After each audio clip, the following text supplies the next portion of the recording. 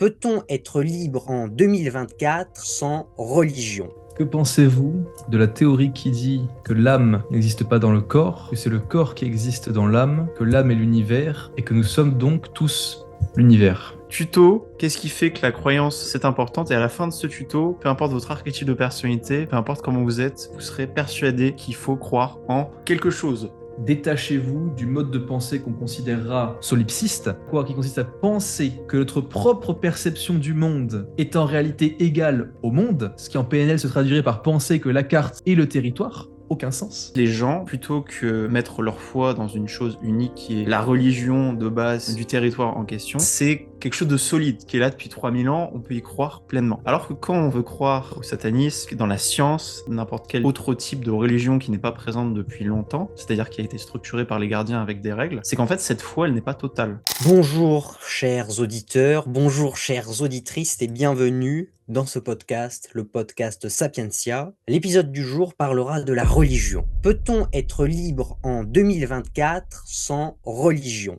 La question est assez intéressante de constater, étant donné qu'elle aurait pu se poser sous différentes formes, entre autres sous le fait que est-ce que avoir une religion est quelque chose d'utile ou pas? Est-ce que c'est quelque chose de fondamental ou pas? Dans ce podcast, donc, nous allons donner des éléments extrêmement intéressants et instructifs pour que vous puissiez par la suite vous faire votre propre opinion, votre propre idée et répondre vous-même à cette question fondamentale. À l'heure actuelle, la question religieuse préoccupe beaucoup et préoccupe tout le monde, car les certitudes viennent souvent remplacer l'analyse objective et la compréhension globale des systèmes et de l'histoire, qui a mené l'homme là où il en est aujourd'hui, autant dans sa société que dans son histoire. Il est donc temps de remettre l'église au milieu du village. Chacun y verra le symbole qu'il souhaite y voir.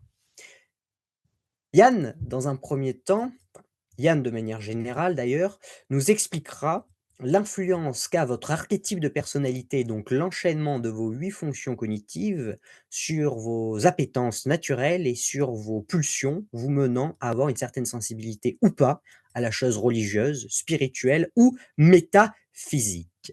Rémi, quant à lui, abordera la théorie des assiettes tournantes, nous expliquant comment être polygame tout en ayant une relation amoureuse exclusive. Ta-na-na-na-na-na. Quant à moi, je ferai un bref récapitulatif de l'histoire religieuse et surtout de l'influence qu'elle a eue sur la psyché et de ce qu'elle vient révéler d'intéressant quant à la psyché humaine. Messieurs, bonjour. Bonjour. Bonjour. Comment vous portez-vous en cette journée ensoleillée? Tonnerre de mon côté, moi ça va à merveille. Formellement bien. Formellement bien, très intéressant.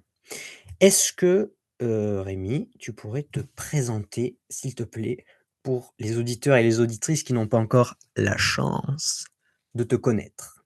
Très bien. Je m'auto-proclame, parce que j'adore faire ça, un individu qui apprécie étudier les relations hommes-femmes, étudier la psychologie comportementale et cognitive, et venir comprendre comment est-ce qu'un homme avec un petit H, du 21e siècle peut se positionner ou peut espérer se positionner vis-à-vis des femmes dans sa relation à lui-même, dans sa relation à autrui, et faire en sorte de prendre en valeur pour obtenir de la vie ce qu'il veut.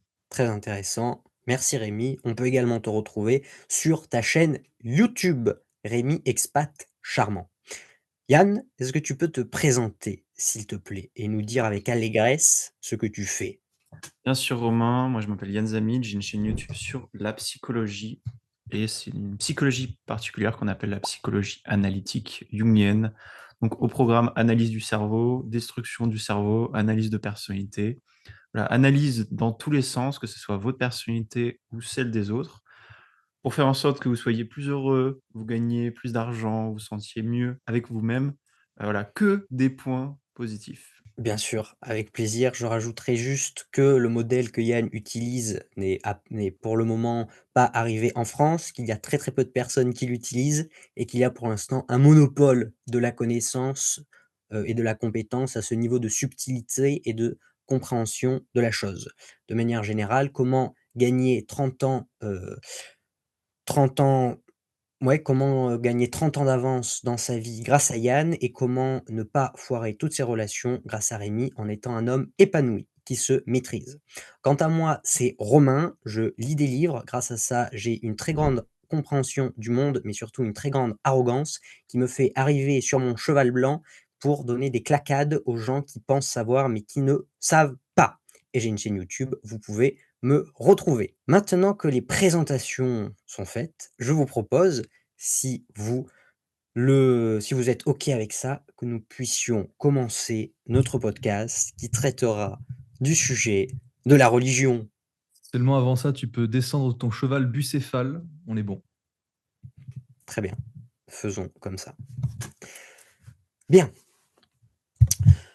Mon exposé aura pour, but de vous donner, on va dire, une certaine compréhension globale de de l'histoire de la religion, non pas d'un point de vue formel, historique et académique, mais plutôt d'un point de vue psychologique, psychique et de ce qu'elle, venait mettre en place, venait mettre en exergue du phénomène psychique. Au début de la chrétienté, donc vers l'an 0, un petit peu avant, le symbole de reconnaissance des chrétiens entre eux était le poisson, piscis, parce que ces abréviations, voulaient dire une prière, entre autres que le Seigneur nous vienne en aide, Jésus-Christ. C'est-à-dire que quand c'était encore des sectes informes, les adeptes se reconnaissaient entre eux, reconnaissaient les réunions et cetera, par ce symbole de poisson qu'ils gravaient.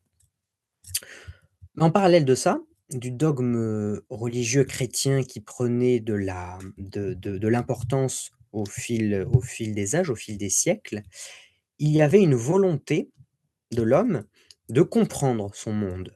Une volonté que l'on pourrait, apparenter à la volonté des botanistes, des gens qui faisaient de la science naturelle du 19e siècle, c'est-à-dire très empirique, de comprendre le monde dans sa globalité. Et ça a donné un courant qu'on appelle le gnostisme et plus tard l'alchimie, entre autres par Hippolyte, donc voilà, toujours à l'an 0, au début du dogme chrétien. Et donc le but, c'était d'une manière très objective, en mélangeant la philosophie grecque, la mythologie grecque, égyptienne, asiatique, indienne, ainsi que, bah, le dogme chrétien et la kabbale juive, d'arriver à une compréhension du monde qui allait venir, mettre en place avec autant d'importance le monde physique, physica, et le monde mystique, mystica.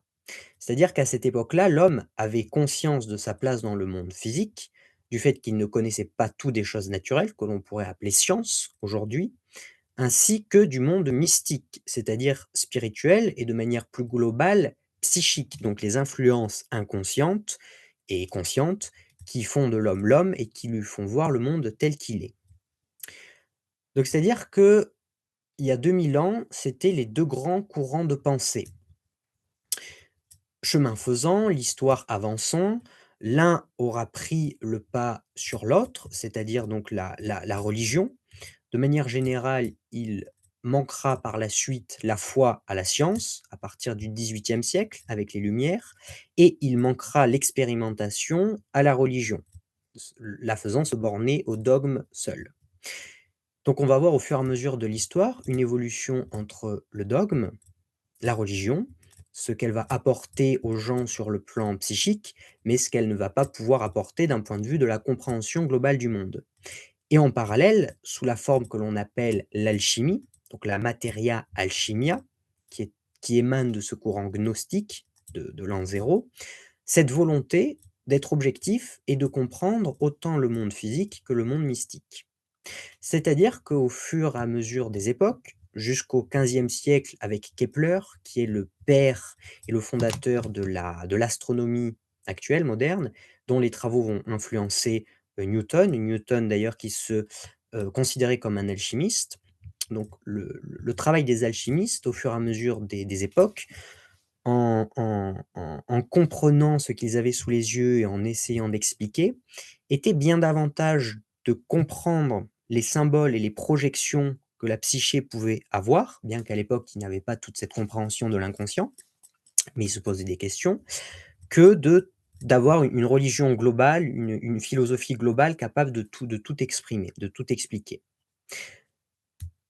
Donc ça s'est petit à petit perdu jusqu'au 18e siècle, se borner uniquement à la science matérialiste, rationaliste, qui n'était qu'une seule branche de l'alchimie, la partie purement, empirique, du fait qu'à force de ne pas avoir trouvé l'explication totale, donc autant aux phénomènes mystiques qu'à l'ensemble des phénomènes physiques de la science, d'une certaine manière, la société, l'humanité occidentale en tout cas, a fini par se décourager et donc ne se borner qu'à l'étude physique et expérimentale et à ce qui peut être appréhendé avec les 5 sens pour expliquer le monde et ne limitant l'explication du monde qu'à cette chose-là. Or, bien que l'ensemble des mécanismes ne pouvaient pas être compris et connus sous le terme de psychologie, psychologie des profondeurs, inconscient, projection, et cetera. La religion permettait d'apporter à l'homme, si vous voulez, les alchimistes voulaient comprendre et la religion apportait. La religion permettait de comprendre à l'homme toutes ces pulsions, toutes ces énergies inconscientes, en venant fixer sur chacune de ces énergies des images. D'ailleurs, de manière globale, il est très important de se nourrir de mythes pour que l'énergie prenne forme sous forme d'image et donc qu'on puisse y avoir accès. C'est-à-dire que la religion apportait un équilibre psychique et psychologique à l'humanité, sans forcément en comprendre les mécanismes, encore une fois, par cet apport psychique. Or, aujourd'hui, à une époque où la religion n'est plus, c'est perdu, c'est désenraciné, a perdu de son sens, c'est-à-dire qu'aujourd'hui, un symbole chrétien, islamique, bouddhiste, juif ou autre aura largement moins de sens que pour les ancêtres qui ont érigé toute leur vie et toute la structure de leur vie autour de ces 10 symboles. Donc le fait que ces symboles aient moins d'importance aujourd'hui et un moins grand impact, une moins grande connexion avec la psyché, fait que l'homme se perd petit à petit, qu'il y a des choses qu'il n'arrive plus à expliquer, qu'il devient malheureux parce qu'il n'y a plus ce travail de pouvoir fixer des images réelles, concrètes, qu'on peut donc venir, modifier, sur lesquelles on peut venir influer, sur des énergies psychiques qui doivent être intégrées. Car il y a un ensemble d'énergies qui doivent être intégrées pour que la vie soit un minimum harmonieuse, ne serait-ce que du passage de l'enfance à l'adulte. Et quand la religion, en plus des lois qu'elle apporte aux hommes, n'est plus là pour remplir ce rôle de manière cadrée, l'homme va vouloir aller chercher ailleurs, dans d'autres externalités, ces images. Et c'est là où il va se perdre. Parce qu'il n'aura pas la capacité de juger si ces images sont bonnes ou mauvaises. Pour lui, elles viennent le remplir d'un certain vide, donc il les prend. D'où le fait qu'on va avoir des personnes qui auront des religions plus pragmatiques, la science, qui vont tout voir par le prisme de la science, que les mangas, les jeux de rôle, ces sortes de religions alternatives vont avoir de plus en plus d'essor. Le satanisme, le Ouija, le fait de tourner les tables, la littérature, mais surtout que, de par le fait qu'il n'y a plus une seule chose qui permet de tout transcender, de tout unifier, donc pour en venir à l'individuation, c'est-à-dire le moment où l'individu n'est plus qu'un, tout le monde fait un petit peu ce qu'il veut avec sa micro-religion et donc il y a une sorte de perdition globale parce que l'homme qui ne peut pas s'intégrer et qui n'a pas les outils qui permettent de s'intégrer, donc de ne former plus qu'un, est un homme qui se perd, est un homme névrosé. Donc la religion utile, même si on ne croit pas en Dieu, car il est fondamental de pouvoir fixer des images sur des contenus psychiques inconscients pour ne pas être névrosé, pour être équilibré, pour avoir une direction, pour avoir un cadre, pour avoir des normes, donc pour pouvoir avancer, pour construire, pour s'élever et pour permettre aux générations futures de s'élever également et de ne faire plus qu'un à terme, parce que c'est le but intrinsèque de chaque humain. C'est un petit peu, et je finirai là-dessus, comme si à la naissance, la totalité psychique de l'enfant ne faisait qu'à partir du moment où il naît, son enfance et son adolescence, elle ne va faire que se déstructurer pour former, un ensemble d'entités ensemble d'entités qui, si elles sont trop chargées énergétiquement, vont créer des troubles assez connus tels que la bipolarité, la schizophrénie, et cetera. Mais qui, une fois qu'elles sont de nouveau, fusionnées, remises ensemble, vont permettre à l'individu de retrouver cette totalité qui pourrait être comparée à l'état de grâce cherché et recherché par tout individu. D'où l'importance de la religion. Voilà, voilà. Je m'excuse si j'ai été un petit peu cafouillis parce qu'il fallait que je structure ma pensée en même temps qu'elle venait, en espérant que vous ayez quand même pu saisir, l'essence, globale. J'ai essayé d'être le plus concret possible. Est-ce que vous avez des questions ou des remarques ou peut-être simplement des choses à apporter, vous, de par vos connaissances ou votre expérience? Je rebondirai après. Juste une question à te poser par rapport à ce que tu as dit. Est-ce que tu peux définir le gnostisme? Est-ce que Oui, c'est alors le fait d'avoir de la foi en un Dieu? Est-ce que tu peux définir, ouais, ce que c'est, exactement? Alors ouais, je parle du gnostisme comme du courant de pensée qui a donc créé un mouvement historique et qui était donc cette philosophie, cette volonté de pouvoir expliquer les choses autant physiques, c'est-à-dire scientifiques, que mystiques, c'est-à-dire psychologiques, inconscientes, et cetera. Donc c'est un courant de pensée, historique de l'Antiquité, qui va après, muter en s'infiltrant dans différentes culture, au fur et à mesure des époques et qui va prendre, diverses formes et diverses formes. Parce que d'ailleurs les premiers traités d'alchimie, donc qui datent du XIIIe ou du XIIe siècle, venaient des Arabes et donc ces Arabes ont eux-mêmes été influencés par des courants grecs et entre autres gnostiques. Donc c'est-à-dire qu'il y a une sorte de boucle de ces courants de pensée, de ces et des recherches qui ont été faites à des temps passés, qui ont changé de région, mais qui ont toujours, avec toujours cette volonté qu'ont eu les hommes de les approfondir, de les comprendre davantage, en ayant, les symboles comme Est-ce que tu peux langage définir comme langage exactement courant. ce que c'est, justement? De quoi? Le Ouais, gnostisme? ouais, ouais. Bah, le gnostisme, ce sont les gens qui veulent comprendre le monde. C'est la proto-alchimie.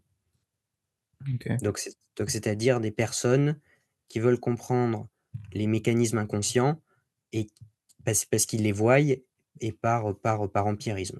Donc, pourquoi est-ce qu'on fait les choses?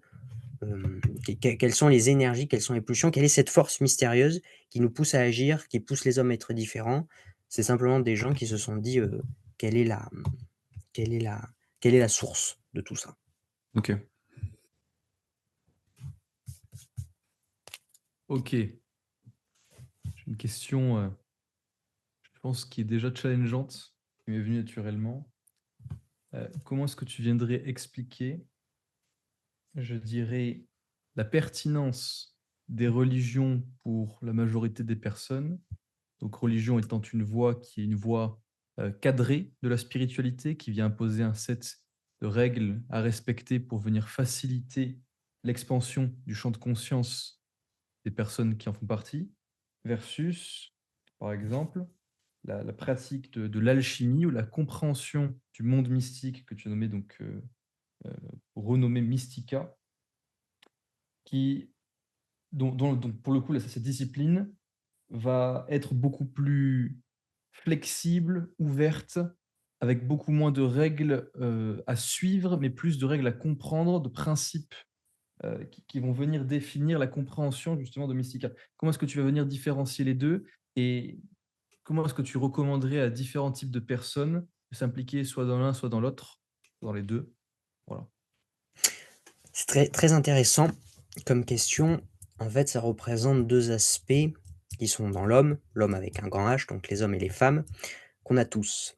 C'est-à-dire que d'un côté, il est nécessaire d'avoir un cadre qui nous transcende, que l'on ne comprend pas, mais que l'on doit suivre parce que il faut qu'on le suive. On ne connaît pas toutes les implications que ça a et entre autres les implications négatives si on ne le suit pas.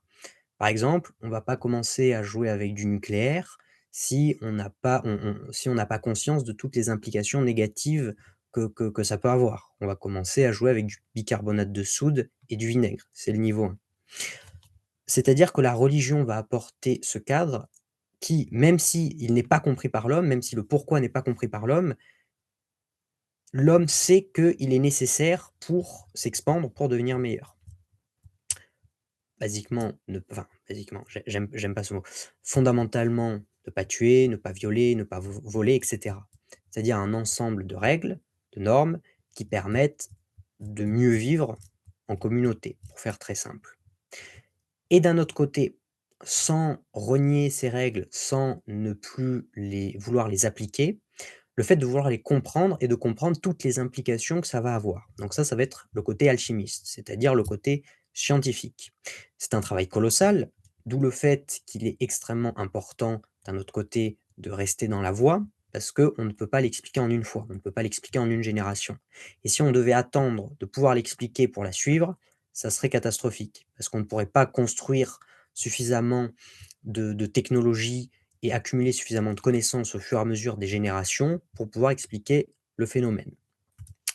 Donc c'est-à-dire que l'alchimiste, ça va être celui qui va comprendre, enfin qui va vouloir comprendre en tout cas, pourquoi est-ce que quand on met du vinaigre sur du bicarbonate de soude, ça fait sa mousse. Donc OK, donc il va commencer à faire des expériences, essayer de comprendre. Puis il va venir comprendre que le vinaigre c'est acide, que le bicarbonate de soude c'est basique, et cetera, et donc il va venir comprendre ce monde et donc comprendre le pourquoi du comment. Jusqu'à, au fur et à mesure des expériences scientifiques et de son niveau de compréhension, pouvoir arriver à, expliquer, comprendre le nucléaire et donc pouvoir le mettre en œuvre dans un cadre qu'il va pouvoir maîtriser. Donc c'est-à-dire que d'un côté, la religion, ça va être le papa et la maman qui permettent à l'enfant de ne pas mourir, de ne pas se brûler, de ne pas oui, de pas se brûler, de pas se noyer, et cetera. Et l'alchimie, ça va être l'enfant qui va poser des questions en demandant pourquoi. Pourquoi si je tombe, si je saute dans le ravin, je meurs? Enfin, pourquoi je dois pas le faire? Parce que si tu fais ça, tu meurs. Pourquoi je meurs? Ah, parce que tu vas t'écraser, et cetera. Donc c'est cette volonté d'être cadré pour ne pas mourir, tout en comprenant ce cadrage pour pouvoir, le transcender et être des humains plus évolués. Voilà comment je répondrai, à la question.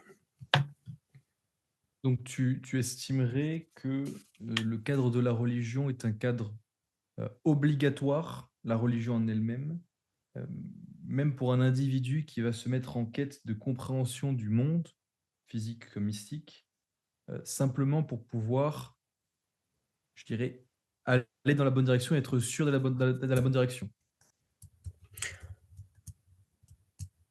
En fait, pour toute personne qui veut comprendre le monde, il va y avoir à un moment elle va se rendre compte à un moment qu'il existe certaines limites et entre autres des limites dans sa capacité à comprendre ce monde d'un seul coup, à l'intégrer, et cetera. Donc c'est-à-dire que s'il n'existait pas de cadrage, ne serait-ce que des cadrages implicites qui sont donnés par les grands-parents et les parents, et grands-parents qui sont source de tout, c'est la religion via les enseignements de prophètes dans lesquels on croit à l'existence ou on ne croit pas, et dans tous les cas dont leurs messages ont eu ont permis à l'humanité de vivre, de s'élever. Donc, l'humain qui cherche à comprendre se heurtera au fait qu'il est petit et que dans cette petitesse, sans ce cadre, sans ces parents implicites, il va mourir ou il va se perdre, ce qui est pire que de mourir. Donc effectivement, il est fondamental pour tout un chacun d'avoir une religion, pas forcément dans le sens, mmh, historique et politique qu'on a donné à une religion, mais de revenir au message source des prophètes avec le moins de traductions et le moins d'interprétations possible pour se rapprocher le plus possible de la substantifique moelle du message. Parce qu'il est vrai que certaines traductions, certaines interprétations, qui auront d'ailleurs été faites par l'homme et non pas par les prophètes en eux-mêmes, vont amener à une modification du message qui va faire que le cadre va être biaisé. Et c'est dans ce cadre-là, où le cadre est biaisé, que l'individu aura peur d'utiliser ce cadre parce qu'il se dit: «Il va m'emmener quelque part où je ne dois pas aller». Donc c'est aussi là le challenge, c'est-à-dire de choisir un cadre, de faire confiance, c'est le principe de la foi, c'est-à-dire c'est faire confiance sans avoir de preuves factuelles que ça va marcher. Donc de faire confiance à ce cadre tout en continuant sa quête et son exploration. Mais l'homme qui fait ça et la femme qui fait ça vont être récompensés dans le sens où ou dans le simple fait d'accepter ce cadre, ils vont pouvoir comprendre davantage le monde et en comprenant davantage le monde, ils vont pouvoir comprendre davantage ce cadre et donc voir si c'est un bon cadre.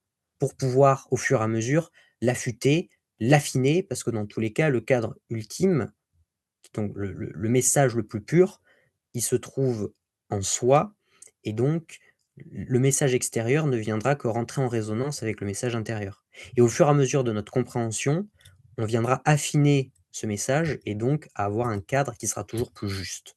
Mais rien n'empêche d'avoir suffisamment de matière à devoir comprendre en ayant un cadre, même un peu bancal pour le moment avant de l'améliorer pour un cadre, c'est-à-dire un message sous forme de religion, de plus en plus précis, droit et juste, je dirais.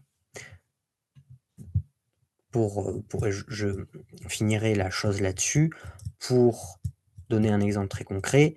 Une secte qui aura, modifié énormément sur plein d'aspects un message original sera un cadre extrêmement mauvais qui n'empêchera pas du tout l'expansion et la compréhension de l'homme. Donc certaines sectes vont l'être plus ou moins, après certaines communautés vont l'être également plus ou moins, jusqu'à trouver des religions et puis après ce qu'il y aura eu avant les religions, entre autres les messages. Parce qu'une religion n'est jamais bâtie que sur un ensemble de messages où un groupe d'individus se disent: «OK, c'est pertinent, on peut avancer là-dessus». Et c'est voilà, donc c'est peut-être que l'alchimiste, dans cette quête de voir si le cadre est bon ou pas, a cette volonté de compréhension. Donc avoir un cadre et comprendre et mettre à jour son cadre en fonction des nouvelles connaissances. De toute façon, un cadre, aura toujours un cadre plus grand. Donc la seule chose, c'est de se rendre compte de ses limites pour pouvoir les exploser et en sortir. Via la vérité et la connaissance. Voilà, quelque chose de très concret pour vraiment ne pas perdre les gens. C'est très intéressant. Est-ce que vous avez d'autres questions avant que je laisse la parole, à Yann, peut-être?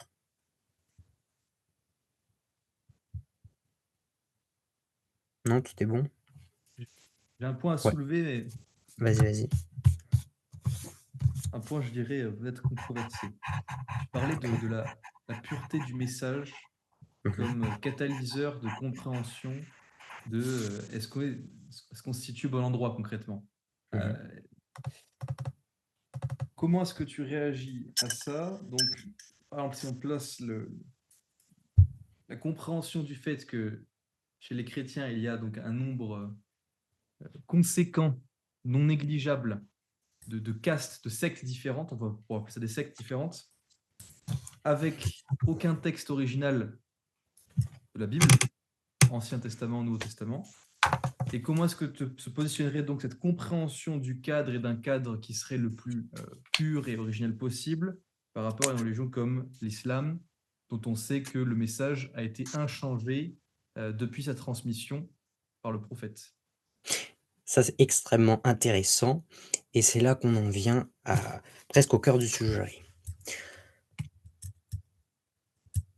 Le message, donc, chez les chrétiens de Jésus, donc qui est reconnu comme le prophète sauveur du monde, qui n'est pas reconnu, chez les juifs et qui est reconnu comme un prophète parmi tant d'autres, dans l'islam, est venu avec un certain nombre de messages permettant de distinguer le bien du mal, ce qu'il faut faire de ce qu'il ne faut pas faire et ce message a été retransmis par les apôtres et les évangiles.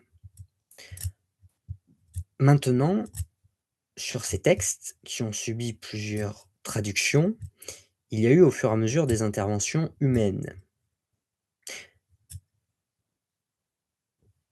Plus ou moins importantes, certaines c'était simplement pour la transcrire d'un langage en autre, pour qu'il soit toujours à jour, jusqu'à ce qu'on puisse le traduire en latin, puis après dans nos langages modernes. Cependant, il y a eu également des interprétations de certains textes. Des interprétations faites par certaines personnes, au sein de l'Église Et ces interprétations, si elles ont été, mmh, si, comment dire? Si ces interprétations ont été prises autant au sérieux, c'est parce que les personnes qui les ont interprétées ont cru fondamentalement que le message venait de Dieu. C'est ce qu'on appelle, avoir un c'est la numérosité. C'est un message numéreux, c'est-à-dire c'est quand on a l'impression que c'est Dieu qui nous parle, mais c'est très probablement quelque chose qui vient de l'inconscient. Également, il existe un archétype qui s'appelle l'archétype du Saint-Esprit. C'est pareil, donc un archétype, donc une énergie de l'inconscient, mais c'est quand on a l'impression que c'est le Saint-Esprit qui nous parle. C'est-à-dire que sous couvert de c'est Dieu et c'est le Saint-Esprit qui nous parle, chose qui peut être le cas, attention, dans la plupart des interprétations des textes bibliques que l'on va avoir, que l'on va rencontrer, entre autres par Joachim de Flore au XIVe siècle, qui va entraîner par la suite les écrits de Luther et donc le protestantisme avec une scission donc du christianisme, etc. Donc Joachim de Flore aura été l'une de ces personnes qui, sous l'emprise d'un archétype inconscient, vont interpréter les messages originaux de telle ou telle manière. Ces interprétations vont donc finir par faire des castes, c'est-à-dire un ensemble de personnes qui ne vont plus croire dans le message originel, mais qui vont croire dans le message mis à jour. C'est-à-dire que l'ensemble des interprétations faites par les hommes au fur et à mesure des histoires vont créer des branches qui vont se détourner de la branche originelle pour arriver à des, pour arriver à des castes bien précises qui sont taries par rapport au message originel. Mais d'où le fait d'avoir la compréhension psychologique, psychique et surtout historique suffisante et nécessaire pour pouvoir commencer à venir filtrer l'ensemble de ces messages, entre autres pour un chrétien, pour pouvoir retourner au message originel, idéalement pouvoir lire les tablettes d'argile sur lesquelles ont été gravés les premiers écrits, ce qui est peut-être un peu compliqué, mais en tout cas, ça serait l'objectif, pour venir trouver le message dans sa plus grande pureté. Message qui, dans sa pureté, de toute façon, sera compris par l'homme qui veut aller à Dieu, parce qu'il viendra directement rentrer en résonance avec lui. Voilà mon explication de comment peut-on trouver plusieurs messages, plusieurs voix, plusieurs choses qui sont proclamées comme vérité entre le christianisme, et l'islam. En tout cas, je parle du cas du christianisme parce que c'est le cas que j'ai étudié. Après, je ne connais pas le cas de l'islam, précisément. Mais pour le christianisme, c'est ça que je peux dire. Des interprétations au fur et à mesure des textes originaux et des messages originaux, au fur et à mesure de l'histoire. D'où le fait de se reconnecter à la chose la plus originelle. Et dans tous les cas, plus c'est de l'amour qui est proclamé, amour, encore une fois, c'est un sens qui a été galvaudé, puisque l'amour, c'est pas forcément la faiblesse, ni le fait de se laisser faire. Quand on dit, quand Jésus s'est pris une baffe, tendait l'autre joue, il y a un ensemble de subtilités à venir prendre en compte que moi-même, je ne comprends pas encore à l'heure actuelle. Cependant, si j'ai confiance dans le message, j'ai confiance dans ma capacité un jour à toutes les comprendre et à arriver à un point où le message ultime qui transcende toutes les religions, tous les cadres, tous les hommes, peut être inscrit en moi et en les autres pour pouvoir atteindre l'objectif qui est, l'individuation. C'est-à-dire le retour à la complétude pour pouvoir le mieux possible être dans les voies du Seigneur. Voilà. Une dernière petite question alors, qui est en fait pour tous les deux, et pour toi Yann et pour toi Romain. Que pensez-vous de la théorie qui dit que l'âme n'existe pas dans le corps, que c'est le corps qui existe dans l'âme, que l'âme est l'univers, et que nous sommes donc tous l'univers? Je commence? Frérot, là, c'est pas le genre de sujet que je suis connecté, mec. Donc, je vais commencer. Après, je te laisserai déployer, Romain. Pour moi, nous ne sommes que des poussières d'étoiles, Rémi. Donc, nous sommes le reflet de l'univers et nous sommes nous-mêmes l'univers. Voilà ce que je pourrais te dire. Donc, l'univers se voit lui-même. C'est intéressant. Moi, je dirais qu'effectivement, on est tous des atomes, enfin, tout n'est qu'atome. Donc, finalement, la finalité, c'est que, ouais, on peut dire que si on considère l'ensemble des lois naturelles, des lois physiques, et donc cosmiques, terrestres, qui régissent l'entièreté du monde comme étant l'âme, comme étant une partie de Dieu, le corps étant également soumis à ces lois, bah, le corps existe grâce à l'âme, si on peut appeler l'ensemble de ces forces âme, autant à l'extérieur de lui qu'à l'intérieur, puisque ce sont aussi ces mêmes lois physiques qui régissent l'intérieur de son corps. Donc si on peut appeler loi physique âme, l'âme est à l'extérieur et à l'intérieur toujours en même temps, et soutient l'ensemble de la structure et de l'échafaudage et du temple.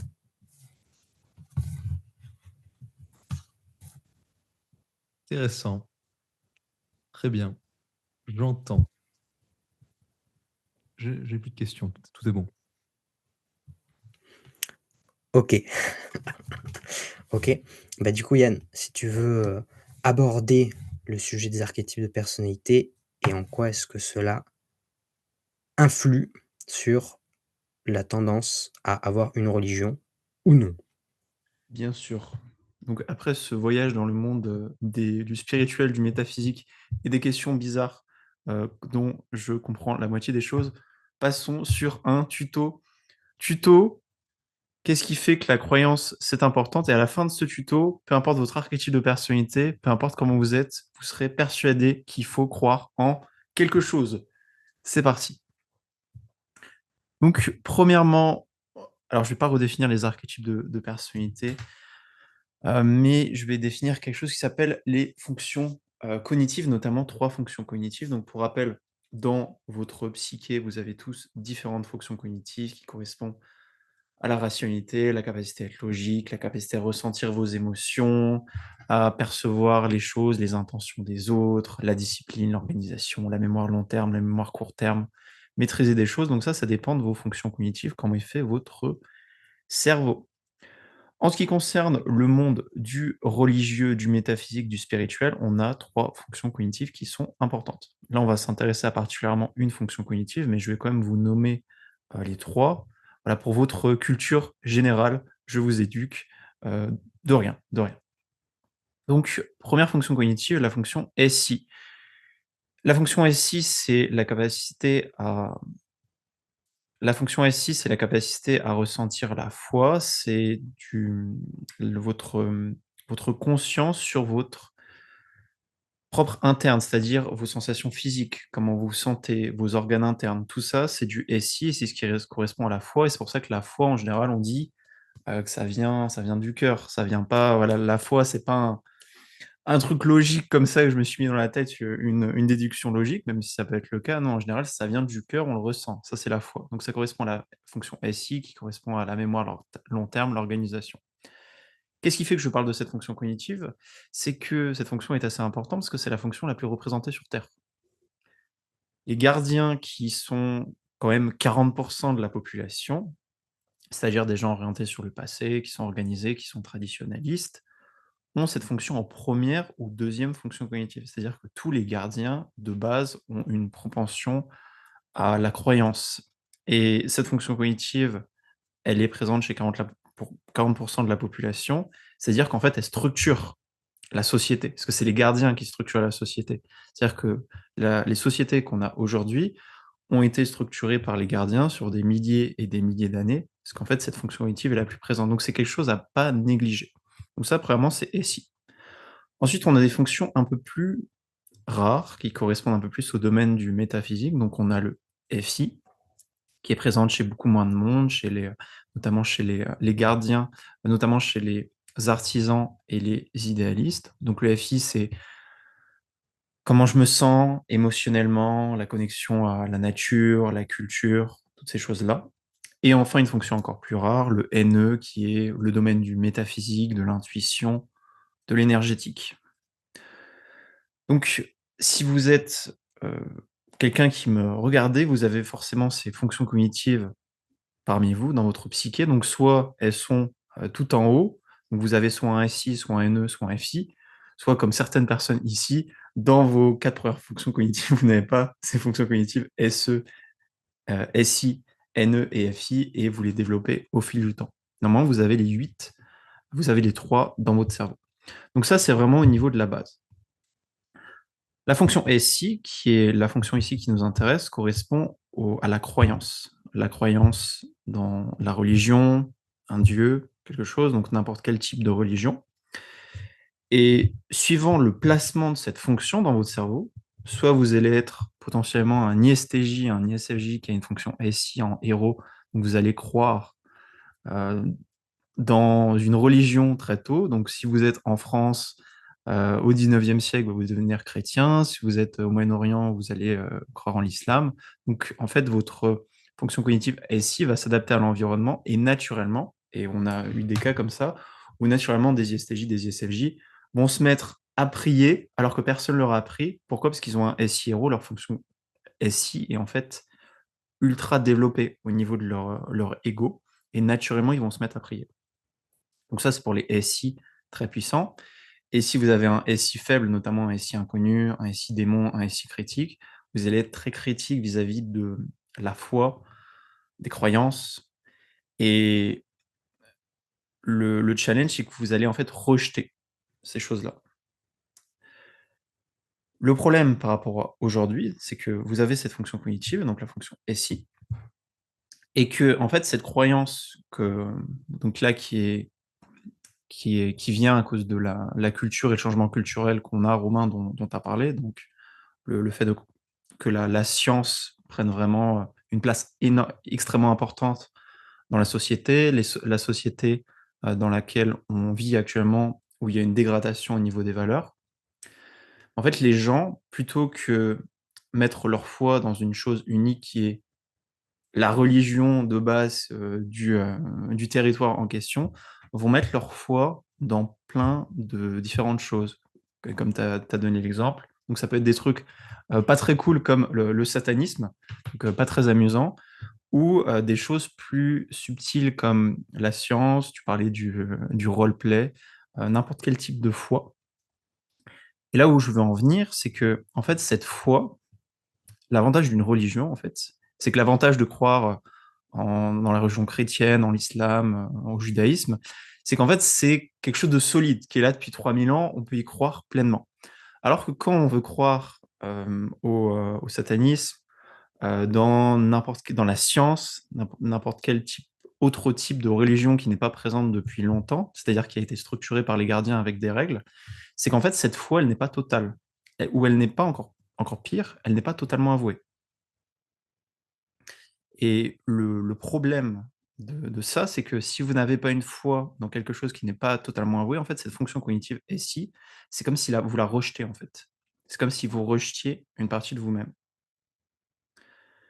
Et j'en viendrai à une phrase que m'a dit un ISTP un jour, donc qui est un archétype qui a tendance à souvent ne pas trop croire dans tout ce qui est aspect religieux. Il m'a dit: «Je crois pas en Dieu, mais je crois en moi-même». C'est une phrase qui est pour le coup, qu'on peut qualifier d'assez, de chargé d'ego, heu, potentiellement on pourrait dire d'énergie négative, mais en soi, c'est une phrase juste. C'est-à-dire que si vous n'avez pas de religion, il faut que vous croyiez en quelque chose, et si vous ne croyez vous-même pas en vous-même, en quoi croyez-vous? En rien, et donc ça amène à des choses assez, pas cool, comme le nihilisme, le fait de croire en rien, et donc de se suicider, de faire une dépression et de mourir, et mourir, c'est pas très rigolo.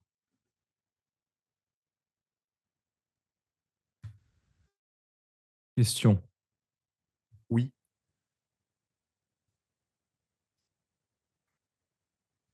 Croire, c'est une chose, c'est bien. est-ce que savoir, ce n'est pas mieux encore?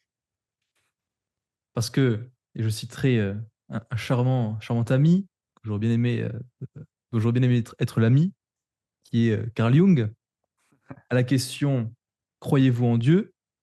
Répondez, je ne crois pas, je sais. Donc, comment différencier les deux, premièrement, d'un point de vue archétypal, bien sûr. Mhm. Et deuxièmement, euh, si la croyance ou le fait de croire est associé au SI, à quoi serait associé le fait de le savoir plutôt que de ne le croire? Intéressant. D'un point de vue fonction cognitive, donc la croyance pure, donc c'est du SI, c'est je vais dans un lieu sacré, par exemple une église, et du coup je renforce cette croyance, je fais cette connexion émotionnelle et après une connexion au divin, à l'énergétique. Le savoir, ça correspondrait à du TI, à du TE, premièrement, le fait d'analyser l'information, la lecture des textes sacrés. Et après, du TI, le fait d'arriver à la conclusion logique. Et pour ça, j'aurais un exemple d'un ami qui est un INTP, qui était absolument contre toute forme de religion, qui s'est mis fortement à lire les textes sacrés. Alors, il était dans une période assez, en gros, down dans sa vie. Enfin, il se droguait et tout, ça se passait super mal. Il est tombé par hasard sur des vidéos YouTube qui parlaient des textes sacrés. Donc là, c'était par rapport au christianisme. Il s'est renseigné à fond, à fond, à fond sur tous les textes sacrés, comment ça se passait, combien il y avait de points de référence, combien il y avait de réécriture de la Bible qui avait été fait, quels étaient les liens entre eux. Donc vraiment, full utilisation du TE, donc de la rationalité, l'analyse d'informations. Et après, il est venu à la conclusion logique que Dieu existait. Et donc, avec du TE et du TI, ça a créé en fait sa foi. C'est-à-dire que par la rationalité, par l'analyse, il est arrivé en fait, à la naissance de sa foi. Ce qui est assez rare comme moyen d'être croyant. Parce il est devenu juste par l'analyse, en fait. Et ce qui est assez intéressant. Et donc là, à partir de ce moment-là, il est en mode je suis persuadé. Et pour en venir au fait suivant, Rémi, c'est un des mecs les plus hardcore que je connais maintenant d'un point de vue religion. Vraiment hard. Il est vraiment très dogmatique. Juste, est-ce qu'on peut faire une toute petite parenthèse? C'est quoi le TI, c'est quoi le TE? Donc, bien sûr, ouais. TE, c'est la rationalité, donc c'est la capacité à analyser des informations. Euh, Par exemple, quelqu'un qui a un TE pour analyser énormément d'informations, des études scientifiques, pourra lire énormément de livres sans se fatiguer. Plus tu as un TE puissant, plus tu peux analyser de l'information. Ça correspond à la pensée des autres. En fait, TE, c'est de la pensée externe, donc c'est ce que te disent les autres. Plus ton TE est puissant, plus tu as énormément de points de référence et de connaissances. En fait, ça correspond à de la connaissance pure, vraiment le knowledge. Et tu sais également, si tu as un TE puissant, ce que pensent les autres. Et tu peux avoir limite des capacités de savoir ce que pense une personne avant qu'elle t'ait dit quelque chose. Donc ça, c'est le TE, c'est la rationalité. Le TI, c'est l'analyse de l'information. Donc, peu importe la quantité d'informations que tu as dans ta tête, un T-user, par exemple, moi qui suis un ISTP, je tourne tout en vrai-faux. Ça c'est vrai, ça c'est faux. Ça c'est vrai, ça c'est faux. Ça c'est vrai, ça c'est faux. Donc c'est vraiment de la pensée interne qui va amener à de la logique, en fait. Le TI, c'est de la pensée interne qui correspond à de la logique vrai-faux. Pour simplifier, un TI, en général, il sera sur sa propre pensée, il aura ses propres convictions bâties par lui-même à force de raffiner sa pensée au fil du temps depuis qu'il est gamin, alors qu'un TE va se baser sur plein de pensées différentes et va, à travers toutes ces pensées différentes qu'il a analysées, prendre la pensée qui lui semble la meilleure, en fait. Voilà, c'est de la pensée de groupe, en fait. Et du coup, des TE pas très développés, donc des personnes qui ont un TE et qui sont pas très cultivées, seront très sensibles à de la manipulation de masse, à beaucoup de gardiens qui sont dans le fameux voilà, le bien commun, la pensée collective, je sais plus comment on appelle ça. Voilà, la pensée de base du random, voilà, on va l'appeler comme ça, alors que des TI pas très cultivés seront dans leurs idées vraiment pas poussées ou pourront très facilement passer dans du complotisme.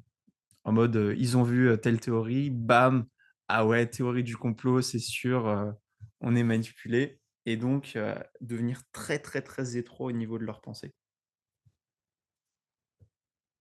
Un point par rapport à ça, pour revenir sur le point précédent, enfin en tout cas, quelque chose qui m'est venu comme ça, c'est que j'aurais plus naturellement pensé que justement le fait de savoir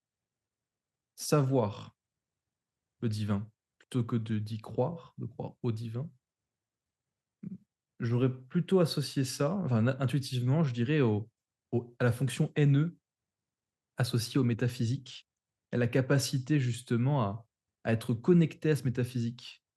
Parce qu'effectivement, j'aurais pensé, peut-être avec mon TI justement, expérience personnelle, Mhm. que c'est au travers de la connexion au monde subtil, au monde mystique, que l'on sait plutôt que l'on ne croit. Tu vois, plutôt que de venir accumuler euh, du savoir externe et m'en baser là-dessus pour me créer ma propre expérience interne et pour au final savoir plutôt que croire. Donc moins quelque chose, je dirais, ouais, moins de l'accumulation de savoir pour pouvoir savoir, plus de l'expérimentation, peut-être un NE avec un TI, je sais pas. Ça va dépendre de l'archétype en fait. Mmh. En fait, tu vas prendre l'INTP en question, un tes héros. Donc sa manière la plus simple pour lui d'atteindre son SI, qui est un SI Child, donc ça va, un SI Child, c'est la troisième fonction cognitive. Donc lui, c'est par la pensée. Toi, par rapport à ta personnalité, ce sera par l'expérimentation. En fait, je dirais que le moyen le plus simple donc tu dis: «Je veux développer telle fonction cognitive», et bah, pour développer telle fonction cognitive, tu vas passer par tes fonctions dominantes, ta fonction héros, ta fonction parent, peut-être ta fonction enfant. Hem, Romain sera plus lié à la volonté, le fait d'avoir une volonté claire qui peut amener à du SI. Bon après, le SI de Romain est pas très bien placé. Donc, je dirais que tu vas utiliser tes fonctions cognitives et donc là, je vais donner par rapport au NE que tu me disais, un ISFJ, ISTJ qui ont des SI héros vont pratiquer en fait, ils vont pratiquer, donc c'est vraiment la notion de pratique. Je crée la discipline, je crée l'attitude et après ils vont se mettre à croire et à peut-être voir, des signes d'un point de vue NE. Alors que des ENFP, de toute façon, tu as bien vu le cas d'un ENFP, il y a quelques jours. Donc là, les ENFP ont tout le stack que je disais, donc ils ont SI, NE, FI. Le NFP, il va voir les trucs, d'un point de vue il va le ressentir émotionnellement. Il va voir, aussi d'un point de vue énergétique, métaphysique, les ENFP sont très connectés à ça. Pour rappel, l'énergétique, le métaphysique, c'est pas de la magie, c'est le what if, c'est le qu'est-ce qui est possible, c'est les opportunités, c'est le fait de savoir les intentions des autres et donc il va avoir une connexion entre tout ça. Mais par contre, je maintiens qu'entre SI c'est la foi, NE c'est la connexion métaphysique, FI c'est la connexion à ses propres émotions, hem, à la culture, à tout ce qui est, ouais, l'émotionnel. Donc c'est des choses différentes, mais qu'on a tendance à relier en un bloc alors que c'est pas forcément le cas, tu vois? Juste pour faire une toute petite aparté pour les auditeurs qui nous écoutent avec grande attention, l'ISTJ, ça va être celui qui correspond à l'archétype de l'archiviste, qu'on pourra appeler l'archiviste. L'ISFJ à celui du défenseur. Donc l'archiviste va avoir pour but, merci Yann pour tes cours, de trouver une philosophie qui explique le monde. Le défenseur, il va être axé sur la justice. L'avocat, enfin le ENFP, ça va être ce qu'on appelle l'avocat, aussi le barde, le chanteur lyrique, donc c'est-à-dire et qui va également avoir cette volonté de développer sa propre philosophie pour expliquer le monde, quoi, pour rendre la chose un peu moins, conceptuelle. Oui, c'est ça, et pour rappel, donc c'est bien que tu donnes des infos parce que c'est vrai que c'est des choses que j'ai tendance à oublier. Les ISTJ et les ISFJ sont des gardiens, donc c'est des traditionalistes. C'est des archétypes qui sont dans la pensée. Donc au niveau des ISTJ, donc c'est de la pensée rationnelle, de l'analyse d'informations. Et les archivistes, c'est pour ça qu'on les appelle les archivistes, peuvent stocker d'énormes quantités d'informations. C'est pour ça que j'invite tous les archivistes qui regardent ce podcast à lire des livres, parce que quand vous lisez un livre, vous ne l'oublierez pas. Donc, chaque livre que vous lisez est de l'information en plus, ce qui vous permet d'agir dans le monde réel. Et les ISFJ, eux, sont des archétypes qui sont connectés aux émotions des autres, extrêmement sensibles, parce qu'ils ont une fonction SI, une fonction FE, ce qui fait qu'en termes de sensibilité, c'est un des archétypes les plus sensibles qui puissent exister. Et ils sont également c'est également des penseurs logiques. En ce qui concerne les ENFP, là, on est sur des, heu, un archétype de personnalité qui est beaucoup plus abstrait au niveau de sa manière de penser, qui est jugé beaucoup plus bizarre parce que beaucoup moins commun. Les fonctions cognitives NE et FI, comme je vous ai dit, sont des fonctions cognitives qui sont moins présentes et pas de chance, le NFP a les 2, donc ils sont considérés un peu comme bizarres, donc ils sont assez dans l'intuition, dans le domaine de l'abstrait, de l'énergétique, du métaphysique. Un bon exemple de NFP, c'est Anthony Robbins, qui est très connecté à la PNL et à tout le milieu énergétique. Tu as un exemple d'archiviste et un exemple de défenseur connu peut-être? Heu, Ah, bah, Arch archiviste, Warren Buffett. Warren Buffett. Donc là, on est dans le pur, gros introverti qui analyse des chiffres, à fond et qui devient, milliardaire et du Et coup, qui lit depuis qu'il est 4 heures tout par jour. voilà et depuis qu'il est tout petit, il analyse des chiffres, il lit des livres. Donc voilà, très bon exemple et pour, les ISRJ, il y en a ils sont en général, il y a moins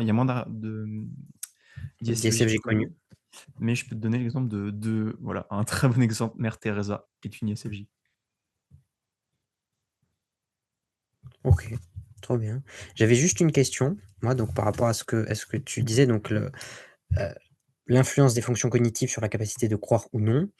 Comment peut-on expliquer qu'une personne, qui représente quand même 70 de la population, donc qui va être caractérisée comme concrète, donc comme ayant une volonté de de faire ici, maintenant, dans le vrai monde, pourrait croire en Dieu, alors qu'une personne qui, représenterait donc 30 de la population, qui serait considérée comme abstraite, c'est-à-dire dans le monde des idées, du métaphysique, de l'éther, pourrait ne pas croire en Dieu et ouais, pourrait ne pas croire en Dieu. D'où viendrait cette dichotomie? Ça vient je pourrais ça vient du coup des fonctions cognitives et de leur placement. Alors juste, je te ferai plus le truc, heu, voilà, je vais le séparer en 40, 30, 15, 15. Donc on va vraiment séparer les tempéraments. Donc tous les gardiens ont des SI en premier ou en deuxième fonction cognitive.